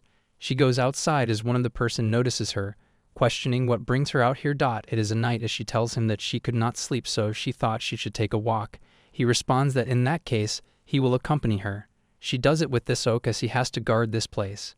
He tells her there are many invisible guards, so this is fine. Moreover, she is not yet familiar with the estate, so he cannot let her go alone. She thanks him in that case. As they both are walking together, she ponders that she's sure the sound came from around here. She hears it again and turns around, realizing it came from in there. She begins to go towards that place before he asks her that she must not go too far. She does not listen to him as he continues to call out to her. She goes towards the door and decides to knock it before someone calls her name. It is the Duke. As they both are walking together, she wonders if there was such a small palace behind the main building. She wonders what was the Duke doing here? She notices him staring at her. He tells her that she has a very curious expression on her face and asks her if she wishes to know why he is here. She questions if she asks him that directly, will he answer her? He tells her that instead of giving her an answer, he can give her something else. He takes something out of his pocket and tells her she can have this. She asks him, what is this? He mentions that he cannot explain this with just words, but this is called candy. He mentions that it is a sweet snack like the chocolate she had earlier today, and if she doesn't mind, he questions if she would like to try it. She decides to take it. She thanks him. He wishes for her to enjoy it. He did ask her why was she outside at this time. She wonders if she can really tell him the truth, but she knows that Marilyn said she could not hear the sound of crying, so there's a chance that the Duke will say he did not hear it either. But it would not be a bad idea to take a quick look into it with the two. She tells him that she cannot just sleep. She asks him if his lordship had a ceremony at that mansion earlier. He tells her yes. Her eyes are stuck on him as he mentions. Even if she stares like that, there's not much they can discuss. He points to summon one of the guards. As the guards appear, he tells him that it is very late, so he should escort the lady to her room. The guards take her as he wishes her good night. She wonders if he is deliberately trying to keep her away from here. She wonders what he might be hiding in that mansion. A new day begins. As she is sitting outside, Merlin hopes that she won't go for walks late at night from now on, as the Lord scolded her a moment ago. She responds that she understands. Someone then calls out to her, as it is Michael. Michael states that he is told she often come here most of the time. He tells her that it seems like she really likes this garden. She tells him yes, she enjoys coming here as it is spacious and beautiful. He is glad that she likes this place. He notices the candy on her hand and asks her what kind of candy is this. She tells him that his Duke gave it to her when she met him last night when she went for a walk. He mentions that he thinks he intended to give it to her from the start, because in Virtue no one wants to eat candy except her. She seems confused as she asks him what does he mean and why is that. He tells her that his grandfather liked candy, even though he was not the type to eat sweets. He always had them with him. She then realizes that, come to think of it, the only direct descendants of she has met so far are Michael and Carmen. At this point, it is likely that Michael's grandfather, Aaron Verge, is still alive. It has never been mentioned to the servants, nor has it ever been revealed at the mansion. Michael asks her if she's okay, as he notices that her expression suddenly changed. She opens up to him about hearing a strange noise yesterday. He asks her about the strange noise. She tells him that it sounded like someone was crying, and it seems to have come from the small mansion behind the main building. He remains quiet as she calls out to him. He stands up and tells her that they will go now. She questions where it is supposed to go. He questions if she's curious about what is inside that small mansion, stating that he will take her there. Merlin tells him that is not possible, mentioning that is very dangerous and she's afraid that he might get hurt. Michael thanks Merlin for her concern, stating that it saddens him that she cannot trust him. She apologizes to him, telling him that was a foolish act on her part. He tells her to not worry as he will make sure Merlin does not have anything to be concerned about. He asks Ryard if they should go now as he holds her hand. As they both stand in front of the building, he takes the key out and wishes that she would not be too surprised. He opens the door and he asks her to promise him that if anything happens inside, she will hide behind him no matter what. She finds it very cold inside. She wonders what is inside as she shivers. Michael places his hand on her shoulder and tells her there is nothing to be afraid of as he is here. She tells him yes and thanks him. Right then they both hear a voice. She notices a man tied up. Michael tells her to say hello to that person, as this is his grandfather. She was shocked to know this person is the former head of the Virch family. She wonders how did he end up like this? Michael responds that it is madness. A few years ago, he was definitely healthy. They did not know why he became like this or how he can be cured. Normally, they would have killed him as soon as the madness appeared, but his father ordered them to just confine him. She takes a better look at him, noticing bloody sure eyes, fangs that have grown like an animal. She then thinks of these symptoms as in the first world initiated by the Virch family, although the imperial family and Elheim, who received the declaration of war, were relaxed once the war began. They were brutally defeated by the Virch family. The one many feared during the war was Michael, who was called the demon of the battlefield, the Grim Reaper. When everyone was terrified, knowing there was no way to stop him, the Crown Prince spoke, questioning how about using this border? Anyone who consumes this powder will go mad and rampage. It is a drug that turns people into mad beasts, no longer human. At that time, the Crown Prince failed to use the black powder on Michael Virch, and not long after, it was revealed that an awakened of water could remove the water from the body. In her previous life, the only one who had the black powder was the Crown Prince. The fact that grandfather was exposed to that black powder is surely the Crown Prince's doing. He begins to scream, causing her to be taken aback, but Michael grabs her. The guard asks Michael if he's all right and apologizes for leaving his post for a moment to investigate the noise from outside. Michael tells him that they're all right. He's glad that they're safe. They both think about who quoted me, that she came with Michael. Looking closely at her, Michael tells them that their lingering gaze is unpleasant, so they should take it away, questioning why should not they treat her first. They both bow down, mentioning it is nice to meet her. One introduces himself as Hans, the other introduces himself as Andra. This state that the two of them have been serving Master Aaron, the grandfather. They mention that he is their benefactor who took in Merlin and them. Even after he became like this, they could not leave his side. Michael asks her if she's okay, mentioning that she does not look well. She tells him it is just that she was a bit startled. She thinks that if the Crown Prince used the black powder on him, then he would have used someone that Aaron trusted the most, being aware that one of these two is likely a spy. Meanwhile, the Crown Prince states that of all things, it had to be an awakened one, finding it troublesome. He thinks that if he had known, he would have brought them over to the Imperial site earlier instead of them going to the Virch side. He went as far as to mess with Michael Virch's eyes by destroying an entire city. He is informed that a visitor has come to see him. He questions what foolish dares to come see him without an appointment. The person steps in, stating that calling him a fool is quite harsh. The Crown Prince becomes shocked seeing the visitor. It is Carmen as he greets His Highness. The Crown Prince tells him that it seems like he has finally lost his mind, questioning if he got a water awakener, and now he thinks he is invisible. The Duke asks His Highness if he has gone mad over not being able to get a single water awakener. The Crown Prince tells him that he will not tolerate any more insolence.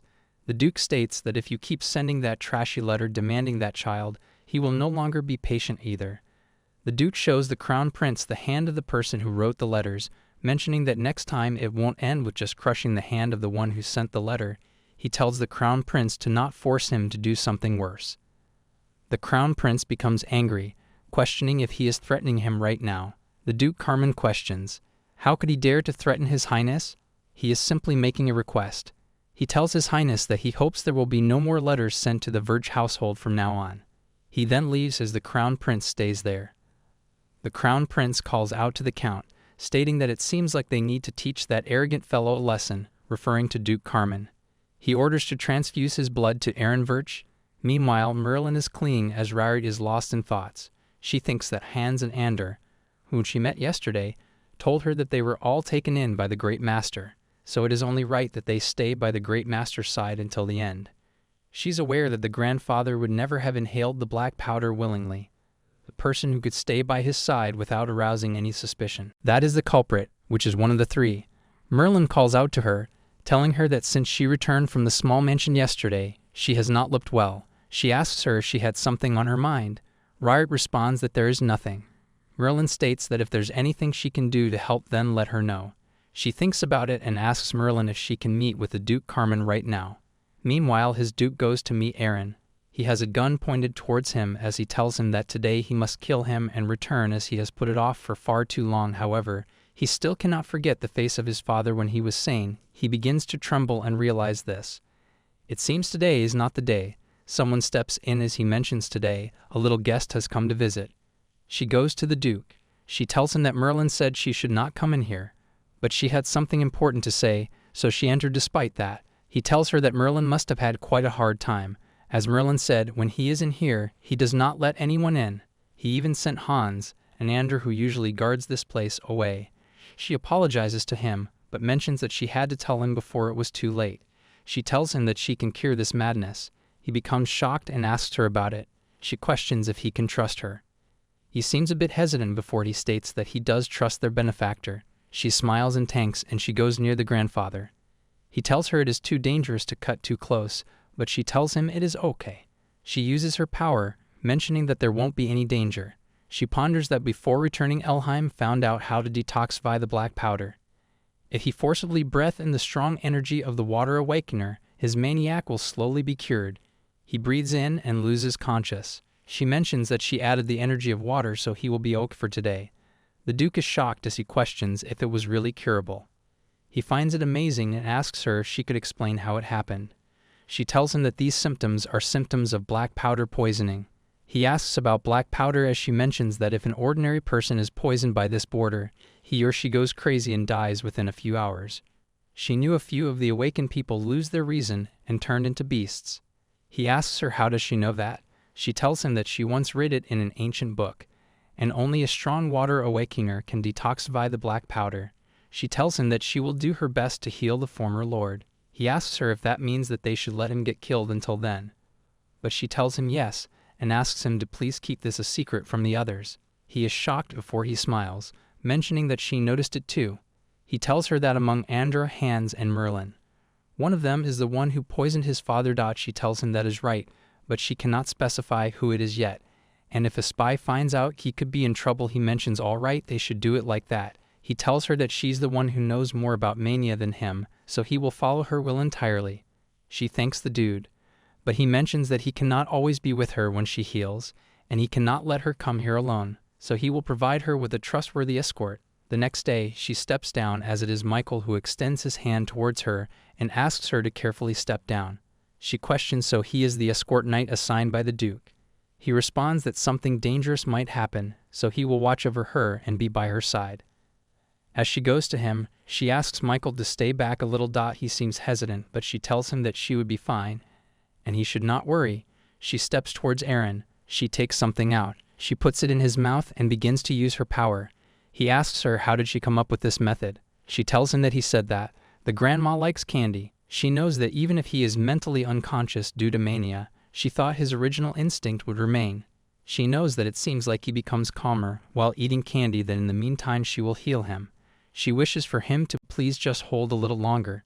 You May Kill stares at her and calls out to her. He mentions that she is already his benefactor. Even if she no longer help them, they will protect and treat her. So why is she doing this? She tells him that it is the former head of the family, and he is a precious person to the people of Virtue. She wants to protect everyone's heart. This causes him to be stunned, as she knows this is all she could do today. She tells him it will probably take another week or so to purify all the black powder, and before that they have to find the one who fed black powder to the head of the family. It is during the day as she wonders how did the previous head of the family get addicted to the black powder. She is aware that there are various ways to use black powder, and if one wants to use it secretly for a long time, she thinks if she should go to the previous family head's room to find the evidence. She wonders if there is a way to get inside before someone asks her where is she going. She turns around to find Michael. She asks him where did he suddenly come from. He tells her that he saw her passing by from the Rose Tower, so he came down quickly. He looked at her and jumped from the higher place just so he could talk to her. He asks her if she was taking a walk. She tells him yes, as she had something to think about, and there's a place that she wants to visit. He asks about it. She tells him that she wants to find evidence about the madness. She wants to go inside the previous family head's room. She questions if she can go in there. He places his hand on her face, telling her that of course she can, as there's no place in this mansion she cannot go to. She can go anywhere and do anything. She smiles and thanks him. As they both stand in front of his grandfather's room. They step in and he tells her to feel free to look around until her curiosity is satisfied and she can look around as much as she wants. He tells her that his grandfather started going mad about a year ago, and in that case he would not have used his room for a long time, stating that the room is quite clean. She questions if anything has changed in this room since then. He responds not really. She notices some books and wonders if this is an ancient book. She knows that is something one cannot even see in Elheim. She asks him if she can borrow this book. It is a book she always wanted to read. He tells us of course she can, but she is unable to reach it. He smiles and helps her. She turns to find him really close to her. He asks her why is her expression like that. She questions what about her expression. He mentions that her face is slightly red, or he questions if it is just his imagination. He steps more closer to her before she hugs him. He begins to blush and asks her why suddenly. She tells him she just wanted to do something because she likes him. He begins to get stunned as she asks him if that is weird. He responds that it is not weird at all. He extends his hand towards her, questioning that if she wanted to do something, then how about they do this? He places his hand on her face and kisses her.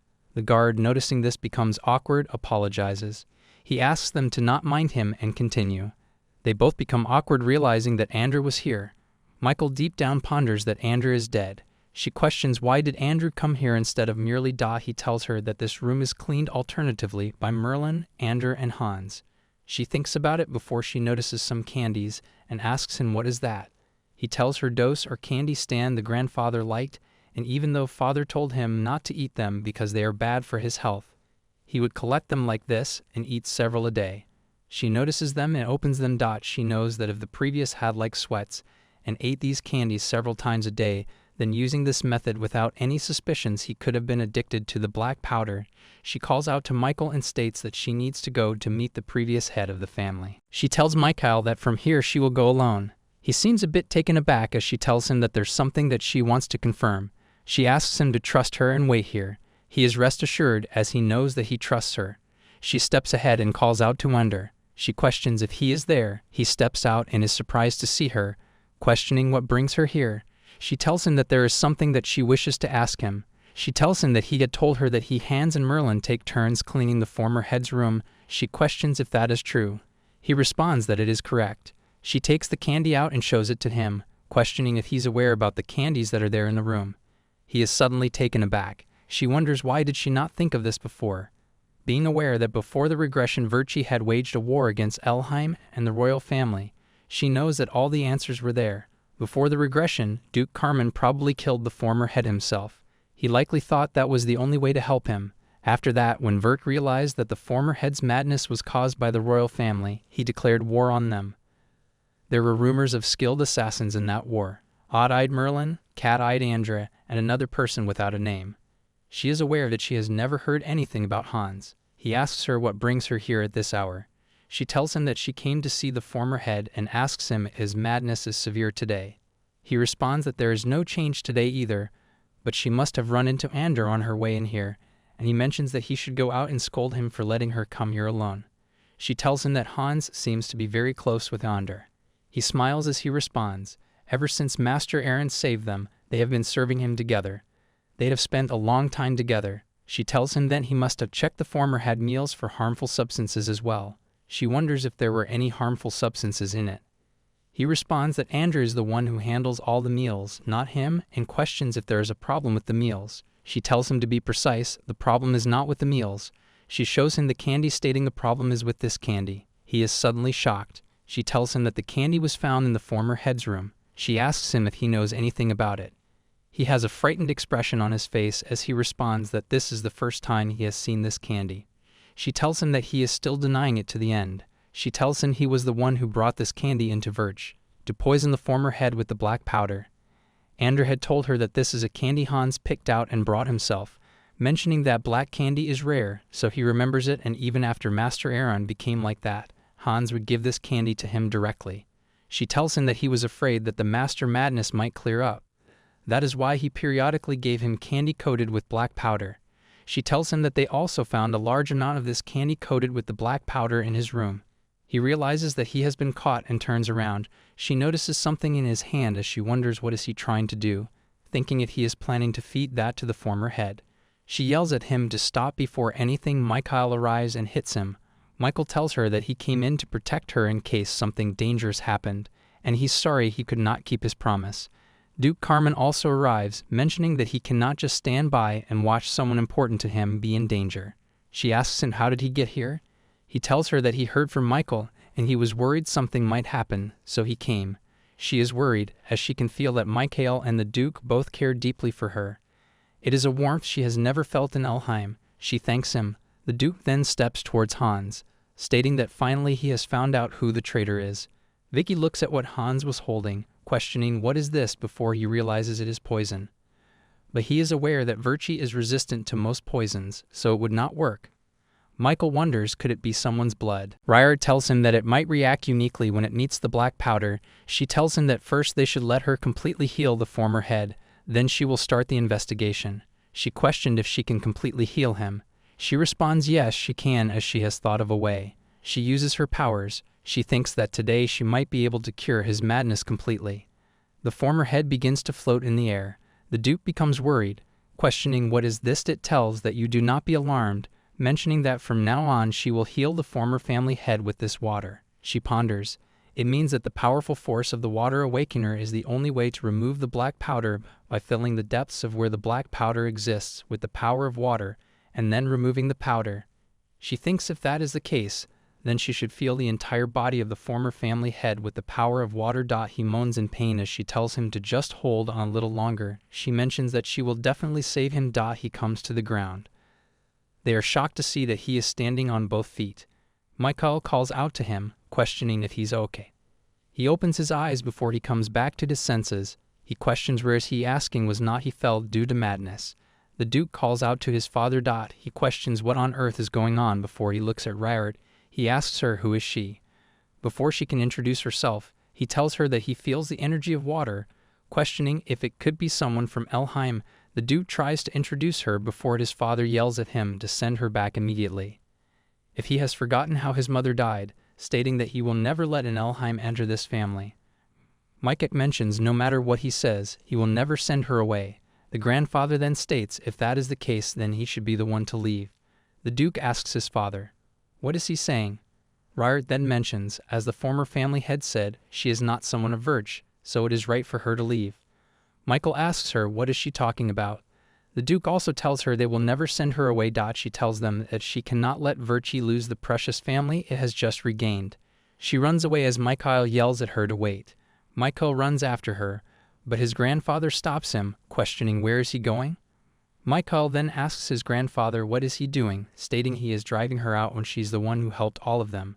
She tells him it was her who healed him with all her strength. The grandfather is then shocked as he questions if she's really the one who healed him.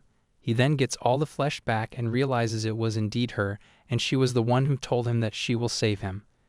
His mind is full of confusion as he questions to himself that what is he doing right now, and as she steps out, she ponders it is natural for the former family head to hate her, as Elheim and Virch have always been rivals. And during the former family head's time, the hatred for each other was even stronger, so it cannot be helped. She looks at the sky, and she is aware that she has no place. It begins to rain, aware that in the end there is nowhere for her to go. Before she hears a voice, it is Michael as he tells her to wait a moment. She calls out to him as she mentions she's sorry, but she does not want to cause him any more trouble. He grabs onto her. He hugs her tightly, telling her to not go. He mentions that she is his benefactor, and he saw he would protect her for the rest of his life without her.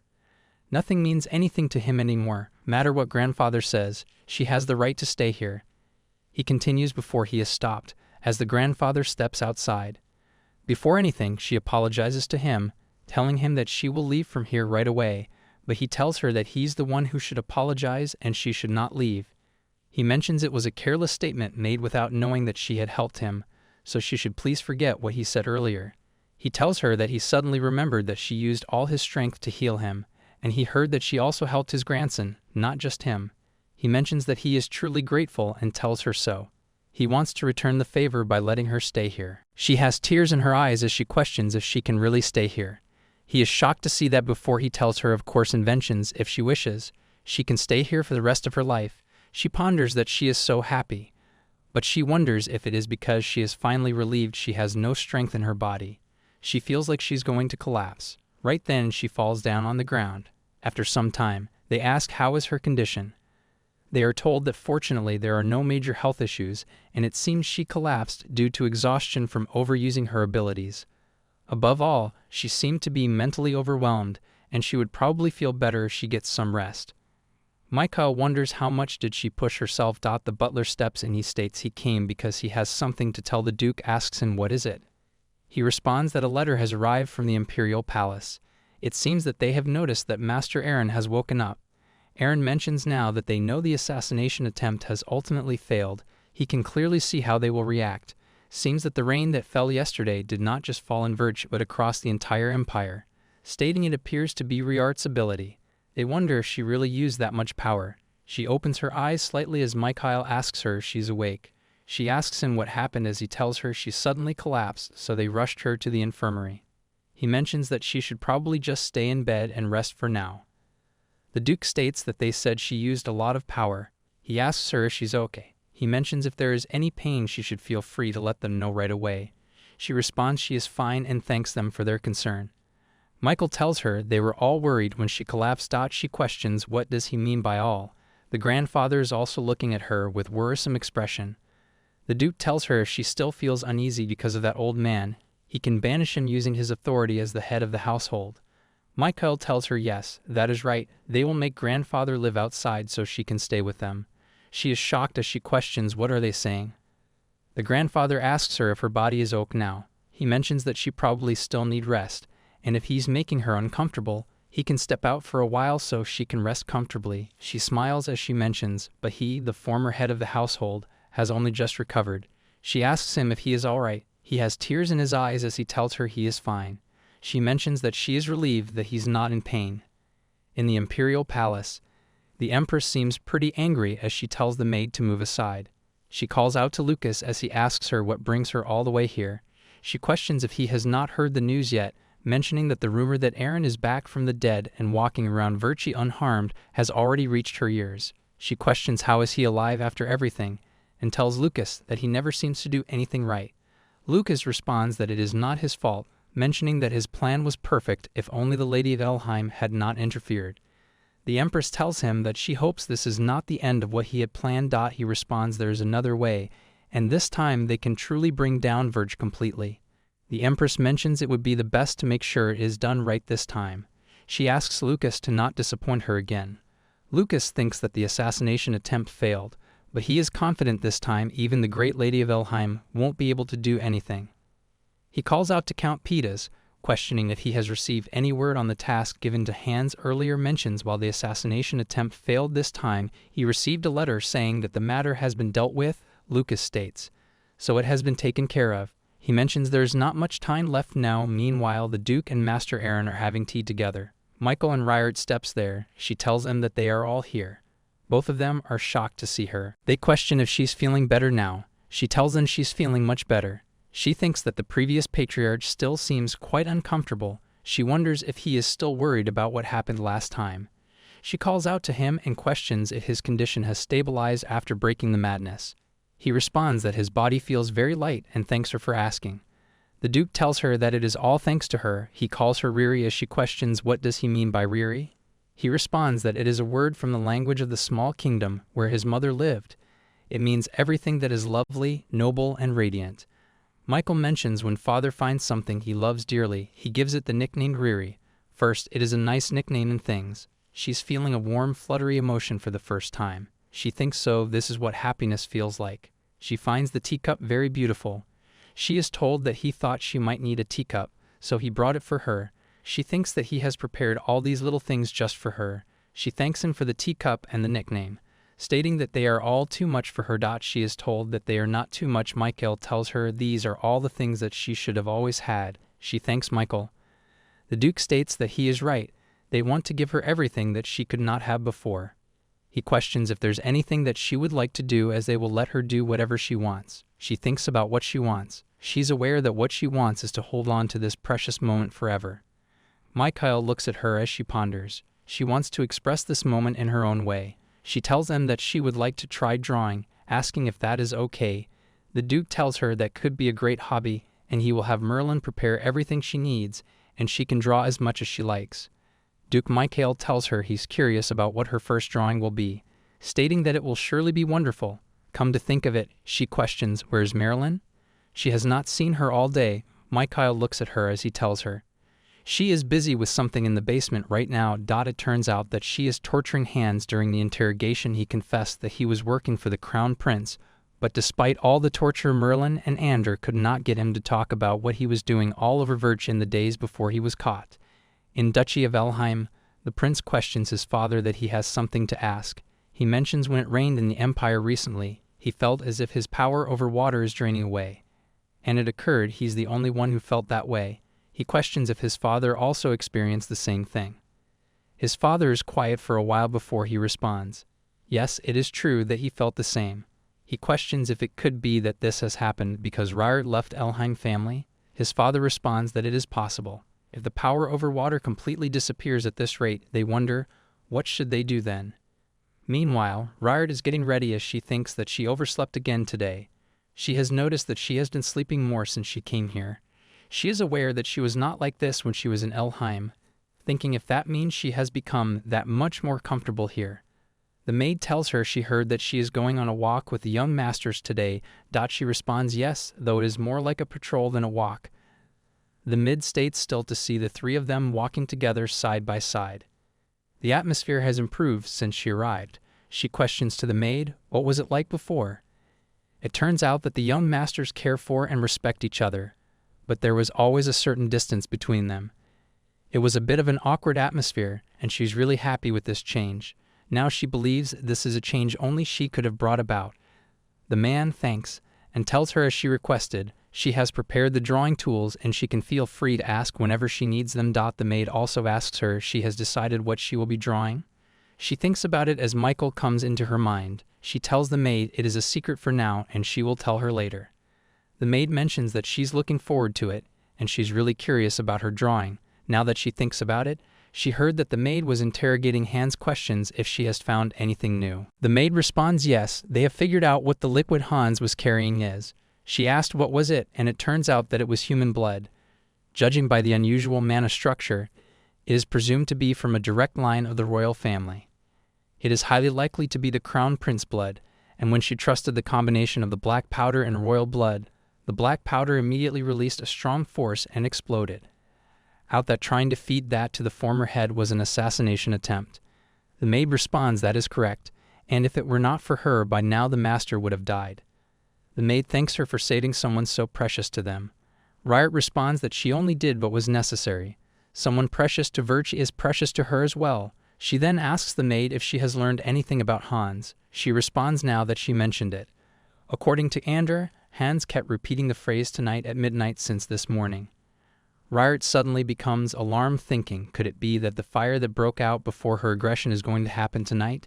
After some time, Michael appears, telling her that he has come to pick her up and if she is ready. The male decides to take her leave now. He tells her that she looks beautiful today too. Riart seems to be in a sad mood. This causes Michael attention as he tells her that her complex does not look good at all and questions if something happened. She wonders if she tells him that the mansion will catch fire tonight, will he believe her? She is aware that the only proof she has is her memory from before the regression and wonders won't he think that it is strange. But she knows that she cannot solve this alone. He then gets down on his knees and tells her no matter what happens he is on her side, and he believes in her, so he hopes she does not worry by herself anymore. He tells her now she have him, someone who can always help her. He kisses her hand and asks her to please share it with him. She then calls out to him. She tells herself yes, this place is different from Elheim. She has people she needs to protect, and they always believe in her. She mentions that it might sound ridiculous, but at midnight tonight there might be a fire at the Verch mansion. Michael is suddenly shocked as he questions if it could be Hans. She tells them that Hans has been wandering around the mansion, so there's a chance he's involved in the fire. She tells him that. She tells him that she also has a strong feeling that it might happen today. She was planning to look around Verch during her walk. He stares at her for a while before he tells her that if a fire breaks out, it would be very dangerous, and they need to check it out as soon as possible. He tells her that they should tell father and grandfather and search together.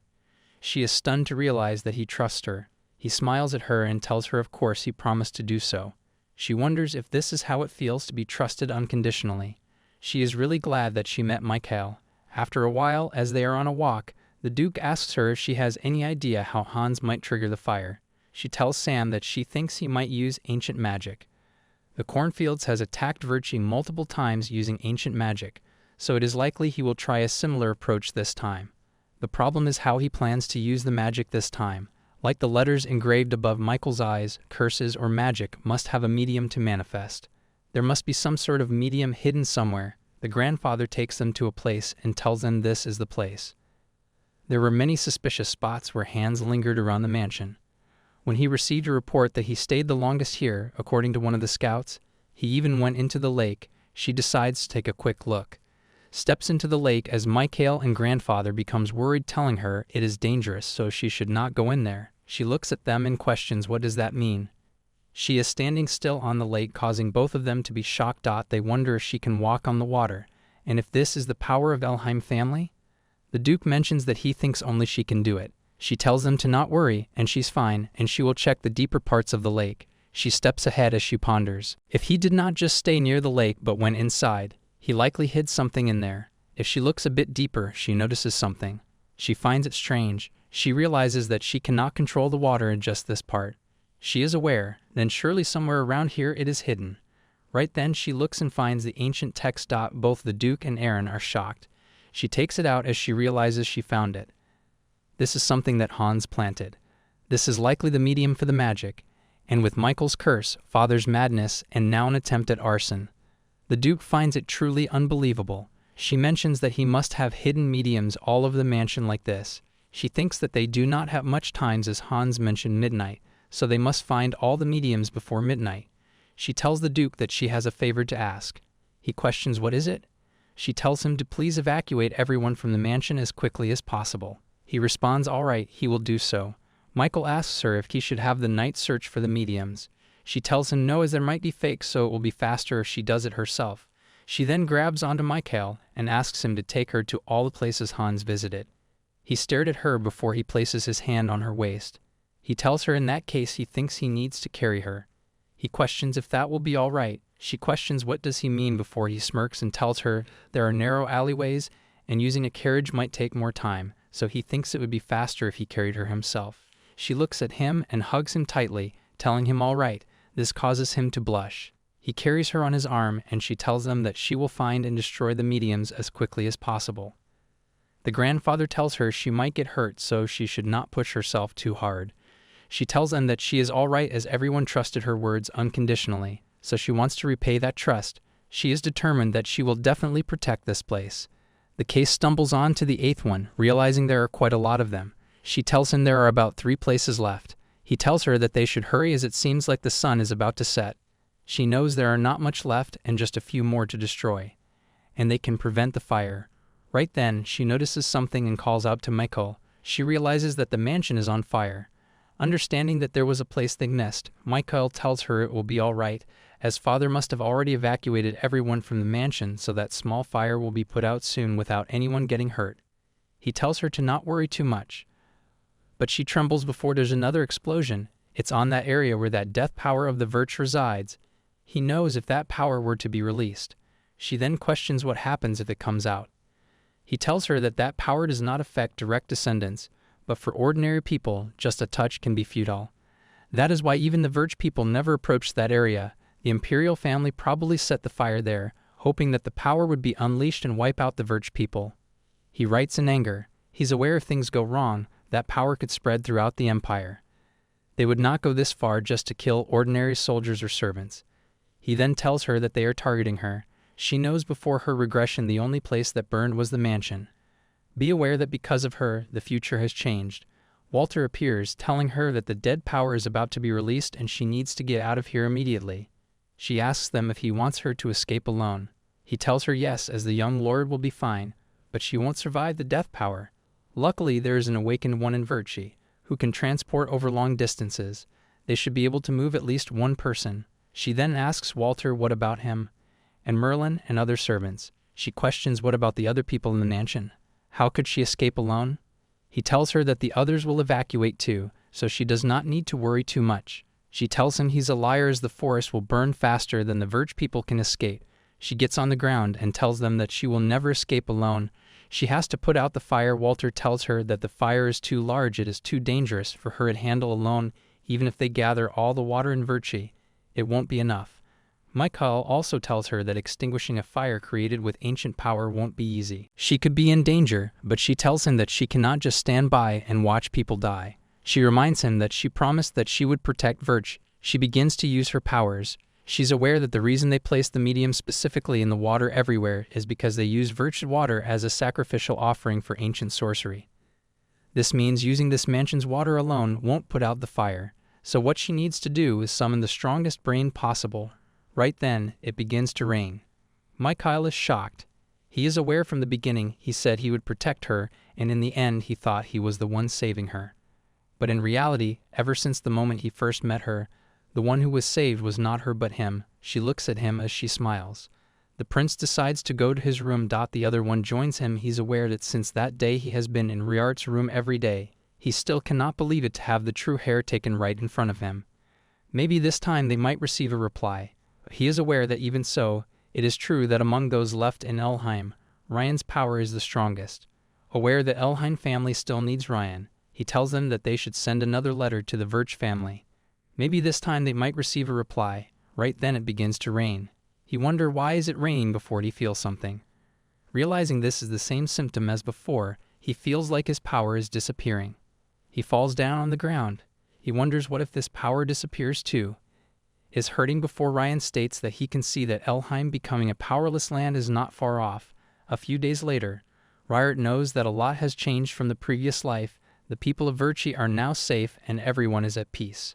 She is really relieved that she can protect this place, but even after making it rain so heavily, she doesn't feel any loss of scratch in her body. Instead, she feels like the energy of the water is rising within her. It is as if she has regained something which she had lost. She thinks perhaps she might have taken all the power of the people of Elheim. She hears something as she turns around to find a silver fox. She gets down and pats it. She finds it really cute and questions where did it come from and if it is lost. Michael follows after her. He asks her if she's out for a walk. She tells him that she's just out for a breath of fresh air. She questions if this silver fox is the one she raised in Virchie. He tells her that the thing is actually he brought this one from Elheim. He met it during the hunting competition. But he did not want to show it to her readily because it might remind her of the bad memories from there. It has not been fully trained yet. She questions that a little gentle and cute fox need training. He mentions it is quite ferocious, but seeing it so calm now, it seems to really like her. He asks her if she really likes the fox too. She tells him yes, she likes it. It is so cute. He smiles, telling her that he's glad, and then he asks her that how is she feeling. He thinks that grandfather and his father would be in an uproar if they heard she's out for a walk. She tells him that she's fine and mentions both of them worry too much about her. He then placed his hand on her. He tells her she knows that he's the one who worries most about her. He mentions actually he hopes she never falls into any kind of danger again, but if such a situation comes again, he knows she will make the same choice. So next time he wishes for her to stay like this with him, and remember that he will protect her by her side in any situation. No matter how dangerous or difficult it is, he does not care. To him she is the most beautiful. She smiles and mentions that she will remember and thank him. She knows instead of saying no to do it again, he told her to stay together. That feeling is so reassuring and warm. The butler appears. They ask him what is the matter. They are told that the Duke has summoned them, he said. There are matters to discuss. They both step in. He asks Riart how is she feeling right now. She responds she is feeling very light and thanks him for his concern. Michael asks him what is it that he needs to discuss. He responds it is time to pay off the debt. She questions if it is about the Imperial Palace, and he responds yes, as he plans to set fire to the Imperial Palace. Riart asks him if he is planning to set a fire. The Duke responds that they have many species in the Imperial Palace, so that should not be difficult. The Duke tells her if she thinks setting a fire is too trivial, shall they capture the people involved in the fire incident and torture them? He tells her he will do as she wishes. Michael asks his father is not that too cruel for her to hear. The Duke responds that she is also part of the Virch family, so she needs to get used to these things. She states considering what the Imperial Mansion has done to Virch family, she knew he would not just stand by and watch. She mentions that she respects Virch's choice. But please, he should ensure that innocent people do not get hurt. He states of course he will do as she wishes. She also says that there is something she needs to tell him. After the last time she caused rain with her power, she did not feel like her power was draining, but rather it was rising. She tells him that she is starting to think that she might have taken the power of the Elheim family. Both of them are shocked by her statement. Michael smirks and asks if that's the case.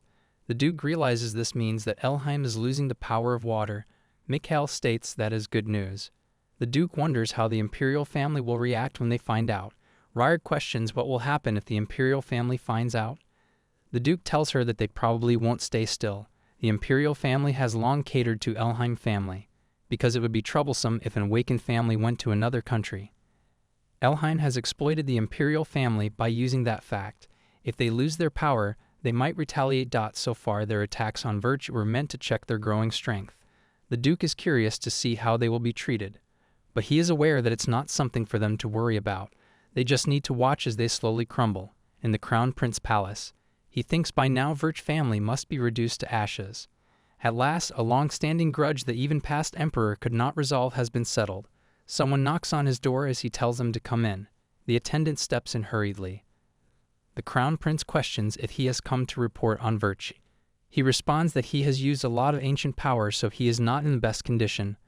But that means Virtue must have surely been engulfed in flames. The attendant tells him that he heard the fire that started at the Birkie mansion went out quickly. This shocks the wrong prince as he starts to yell at the attendant, questioning what is he talking about. There is no way that fire would go out so easily. The attendant tells him that they confirm that a strong fire had ignited. It was certainly ancient flames, but right after that it started raining. The Crown Prince clenches his fist. He realizes that Ryard is behind this. He questions if it is that woman who ruined his plans again this time. He wonders just how powerful is she, realizing that he has to get his hands on her somehow, even if it means giving her the Crown Princess position. He tells the attendant to investigate how the lady spent her time at Elheim, find out what she likes or dislikes. Right then, they are stunned by a sudden light. They turn around to find a huge fire explosion. The Crown Prince is taken aback as he questions what is that. He has no idea what's happening. All of a sudden, he wonders how come the Imperial Palace is on fire. He questions if the Walsh family are taking revenge on him. Right then, a maid calls out to him and tells him the Emperor has ordered for him to come to the throne room immediately. After a while as he gets there, the attendant informs His Majesty that he has brought the Crown Prince as he commanded. His Majesty tells him he did a good job. His Majesty calls out to the Crown Prince and states that he received a report that the fire broke out at the Crown Prince's palace. He states that it does not appear to be an ordinary fire. Even the royal palace's water cannot extinguish it. If left unchecked, it will spread to the entire palace.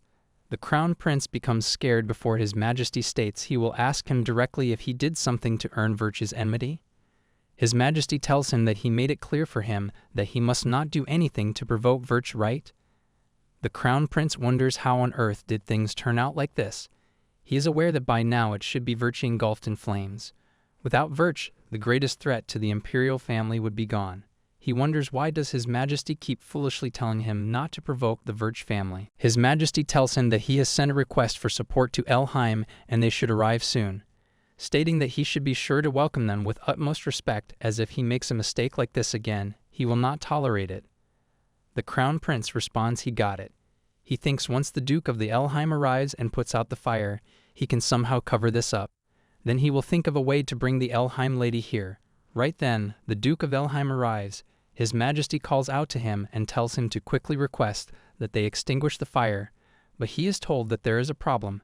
His Majesty questions, what does he mean by that problem? Mentioning that Elheim has arrived, so it's only a matter of time before they put out the fire. He is told that Elheim has declared that they will not take any action to suppress the fire, leaving both the Crown Prince and His Majesty shocked. In the carriage, the Duke of Elheim had a worrisome look on his face, aware that the power of water has disappeared. The lower-ranked awakeners of the Elheim family have completely reverted back to ordinary people. Although the direct lineage members have some power left, but they already feel their limits. He knows that even if they use their powers even once more from now, they will end up becoming the powerless people that we despised so much. And to make it worse now, they have received an order to put out the Imperial family's fire in this situation. He wonders what should they do. They are informed that they have arrived. His son tells the Duke that they should get off now, but he disagrees, stating that they must never get off the carriage. His Duke states that the Elheim family has visited the Imperial family according to the Emperor's orders. but declares that it will not intervene in the matters between the imperial family and the Virch. The prince asks him what is he exactly trying to do. He responds that, as he said, they will not get off the carriage, and no one should use their powers.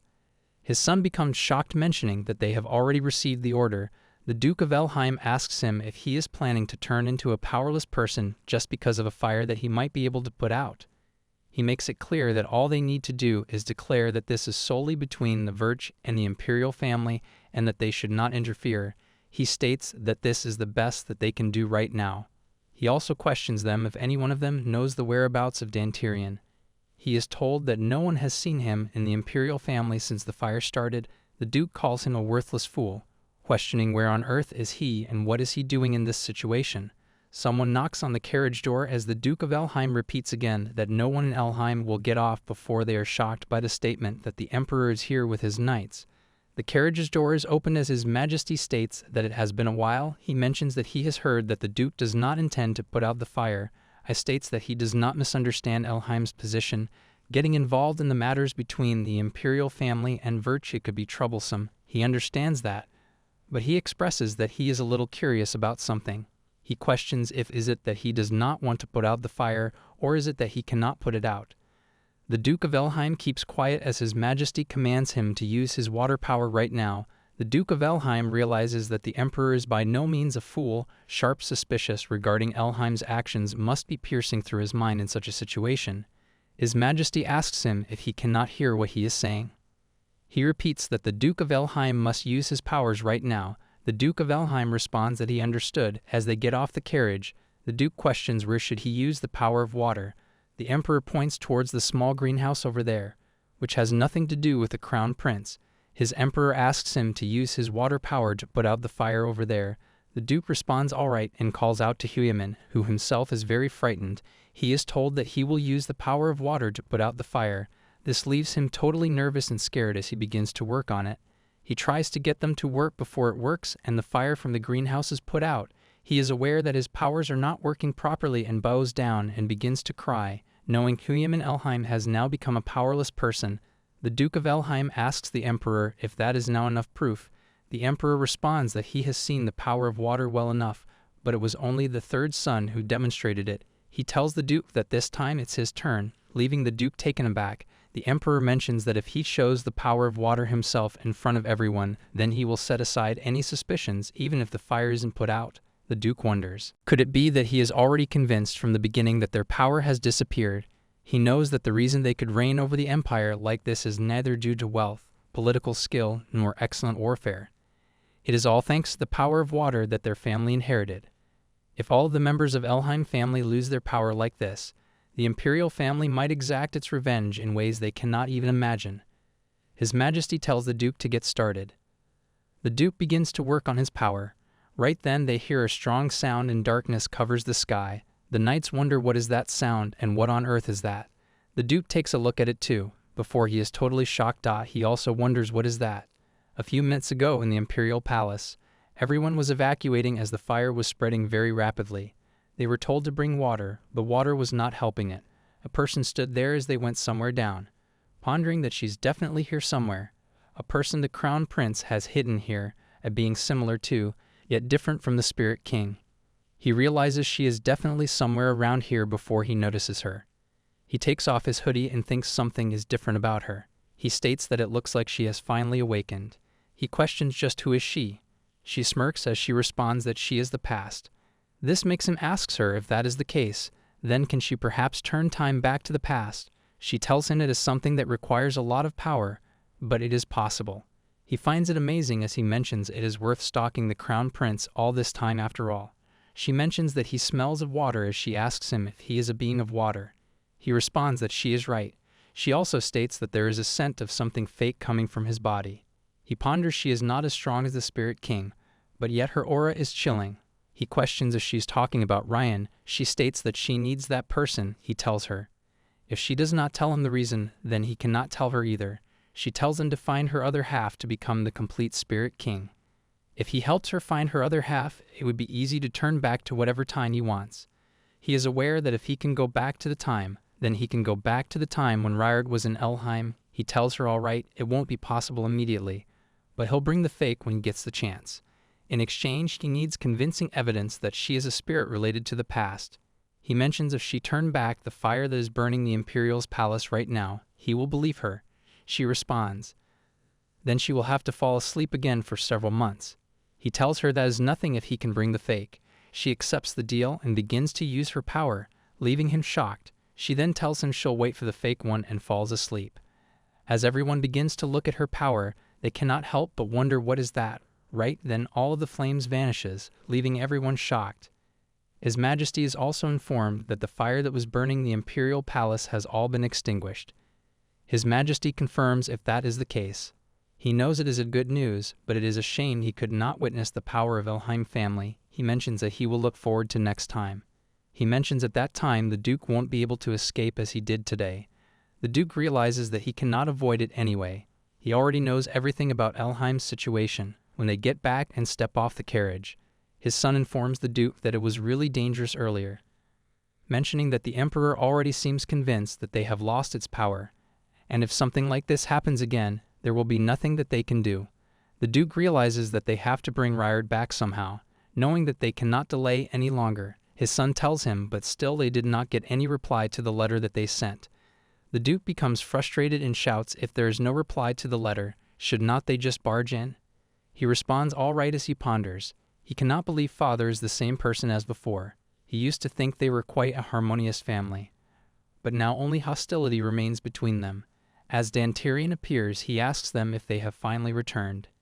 He questions Dantirian, where on earth has he been to show up only now? He responds that he had some matters to attend to. He is questioned how can he laugh in this situation, to which he responds, why cannot he do that when he's enjoying himself very much? He is told that instead of grinning like that, he should think of a way to bring back Ryard. He responds that he can bring her. This leaves his brother shocked. He repeats that he can bring her back here. His brother asks her just how does he plan to bring her back. He calls out to Rian, mentioning that it'll only work if he agrees. He states that he has found an important key. Ryan smirks and states he will do whatever it takes, as long as he can bring her back here again. In Virtue, Ryard is painting as the maid tells her that the silver fox really follows her well. She responds yes, it is so adorable, and it seems to be a naturally gentle creature. The maid wonders about it being a naturally gentle creature. She knows that is not at all the case. The maid then focuses on her painting, stating that it is truly a beautiful painting. Ryard asks the maid if she recognizes what it is. She responds, of course it is a beautiful ocean that she has painted. She responds yes, it is the first ocean that she ever saw. When she was in Elheim, she always thought about wanting to go somewhere wide and open. And on the day Michael first came to her, he took her to the ocean, and that ocean had stayed in her mind for a long time. The maid states even though it is her first painting, it is such a beautiful piece, asking her would not it be nice to preserve it in a frame. She responds that she has someone in mind that she wants to give her first painting to. Outside, she notices Michael and calls out to him. The knight also greets her. Michael asks her if she was looking for him. She tells him yes, she has something to tell him. He asks her what is it as she seems a bit nervous, but she shows him the painting and mentions that she wanted to give this to him. She tells him it is the first painting she ever made, and she painted the ocean they went to together. He asks her if she is sure he can have it as he is totally shocked. She responds of course he can as he has a warm smile on his face. He thanks her and mentions this might be the best gift he has ever got, and he will treasure it. Even the attendant states that her painting skills are incredibly high for this to be her first painting. Michael mentions that he agrees, and it would be a waste not to share this talent with the world. He asks her why does she not enter a competition. She thinks about it as she is told there is an art competition where nobles mainly participate anonymously. Everyone showcases their artistic skills freely, and he can confidently say that her painting would be the most stunning out there. She thinks about anonymous art competition, remembering that she heard about it before her return. There is one Grand Ducal family and 3 ducal families in the Empire. The Eyeless Grand Duchy, which is the maternal family of Empress Terentia, then the Water Duchy of Elheim, the Death Duchy of Virch, and lastly, the Haran Duchy, which is shrouded in mystery. He heard the Duke of Haran is a judge in that competition.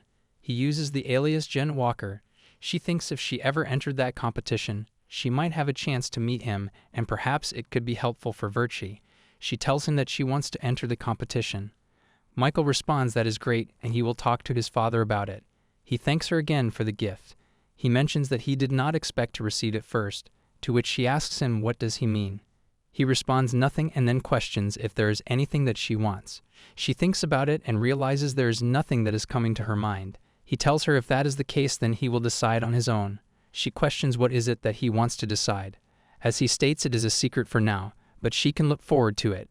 She mentions she does not know what he is talking about, but she will trust him and look forward to it. Right then they hear a sound which leaves them focused. The knight asks them if something is the matter as he did not listen to it.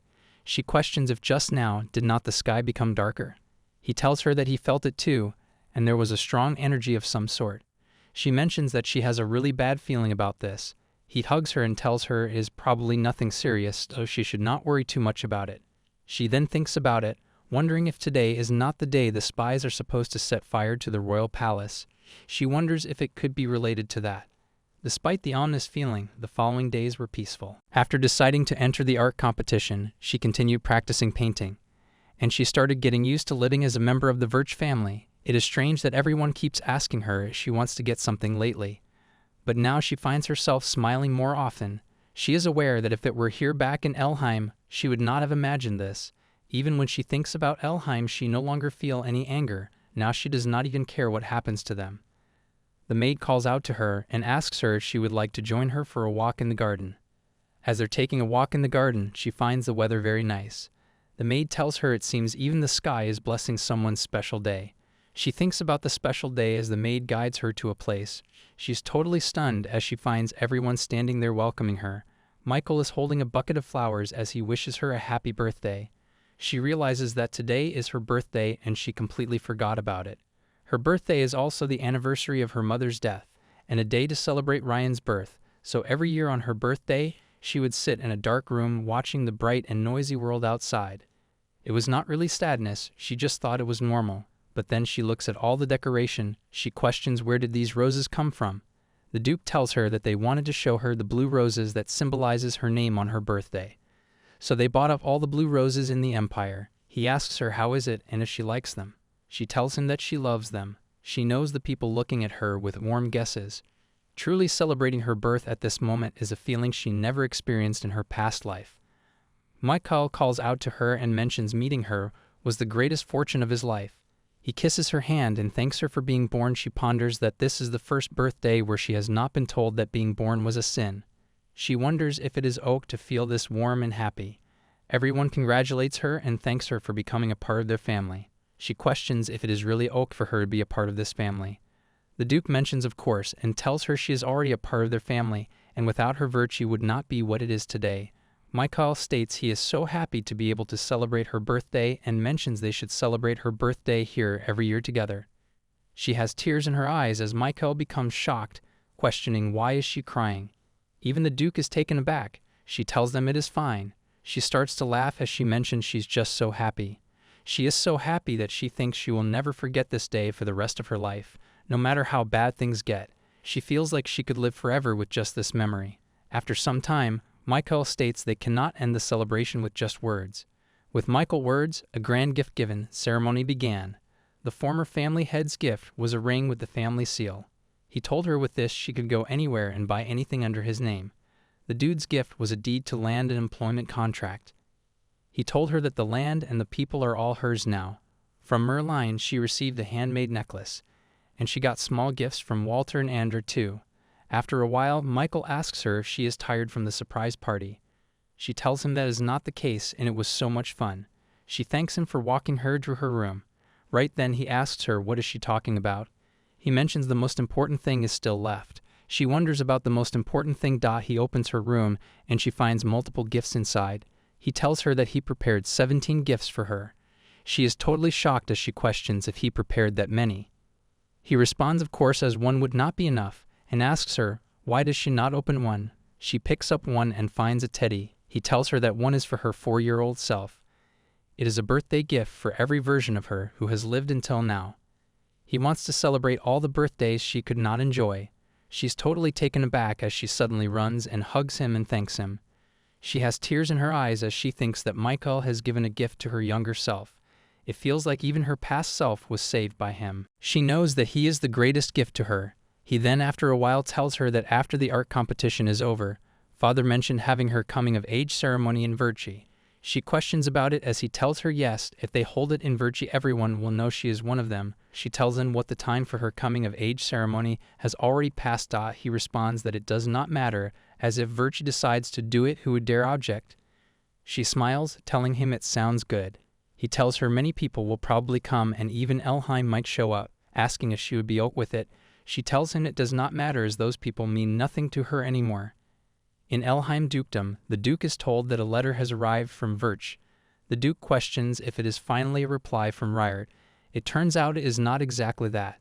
In the letter it's written that Virch has announced that they will hold Riard's coming-of-age ceremony in a few months. The Duke is totally shocked as he thinks they are still unsure whether the spirit king that Dantirian mentioned will awaken or not, and there is no good reason to bring Riard back from Virch. If they go, they might just humiliate themselves in front of the other novels again. His son asks him if they should even go. Right then the Dantirian questions what are they hesitating about, they must go. This shocks both of them, as he states. They are her real family, so they will proudly attend her coming-of-age ceremony.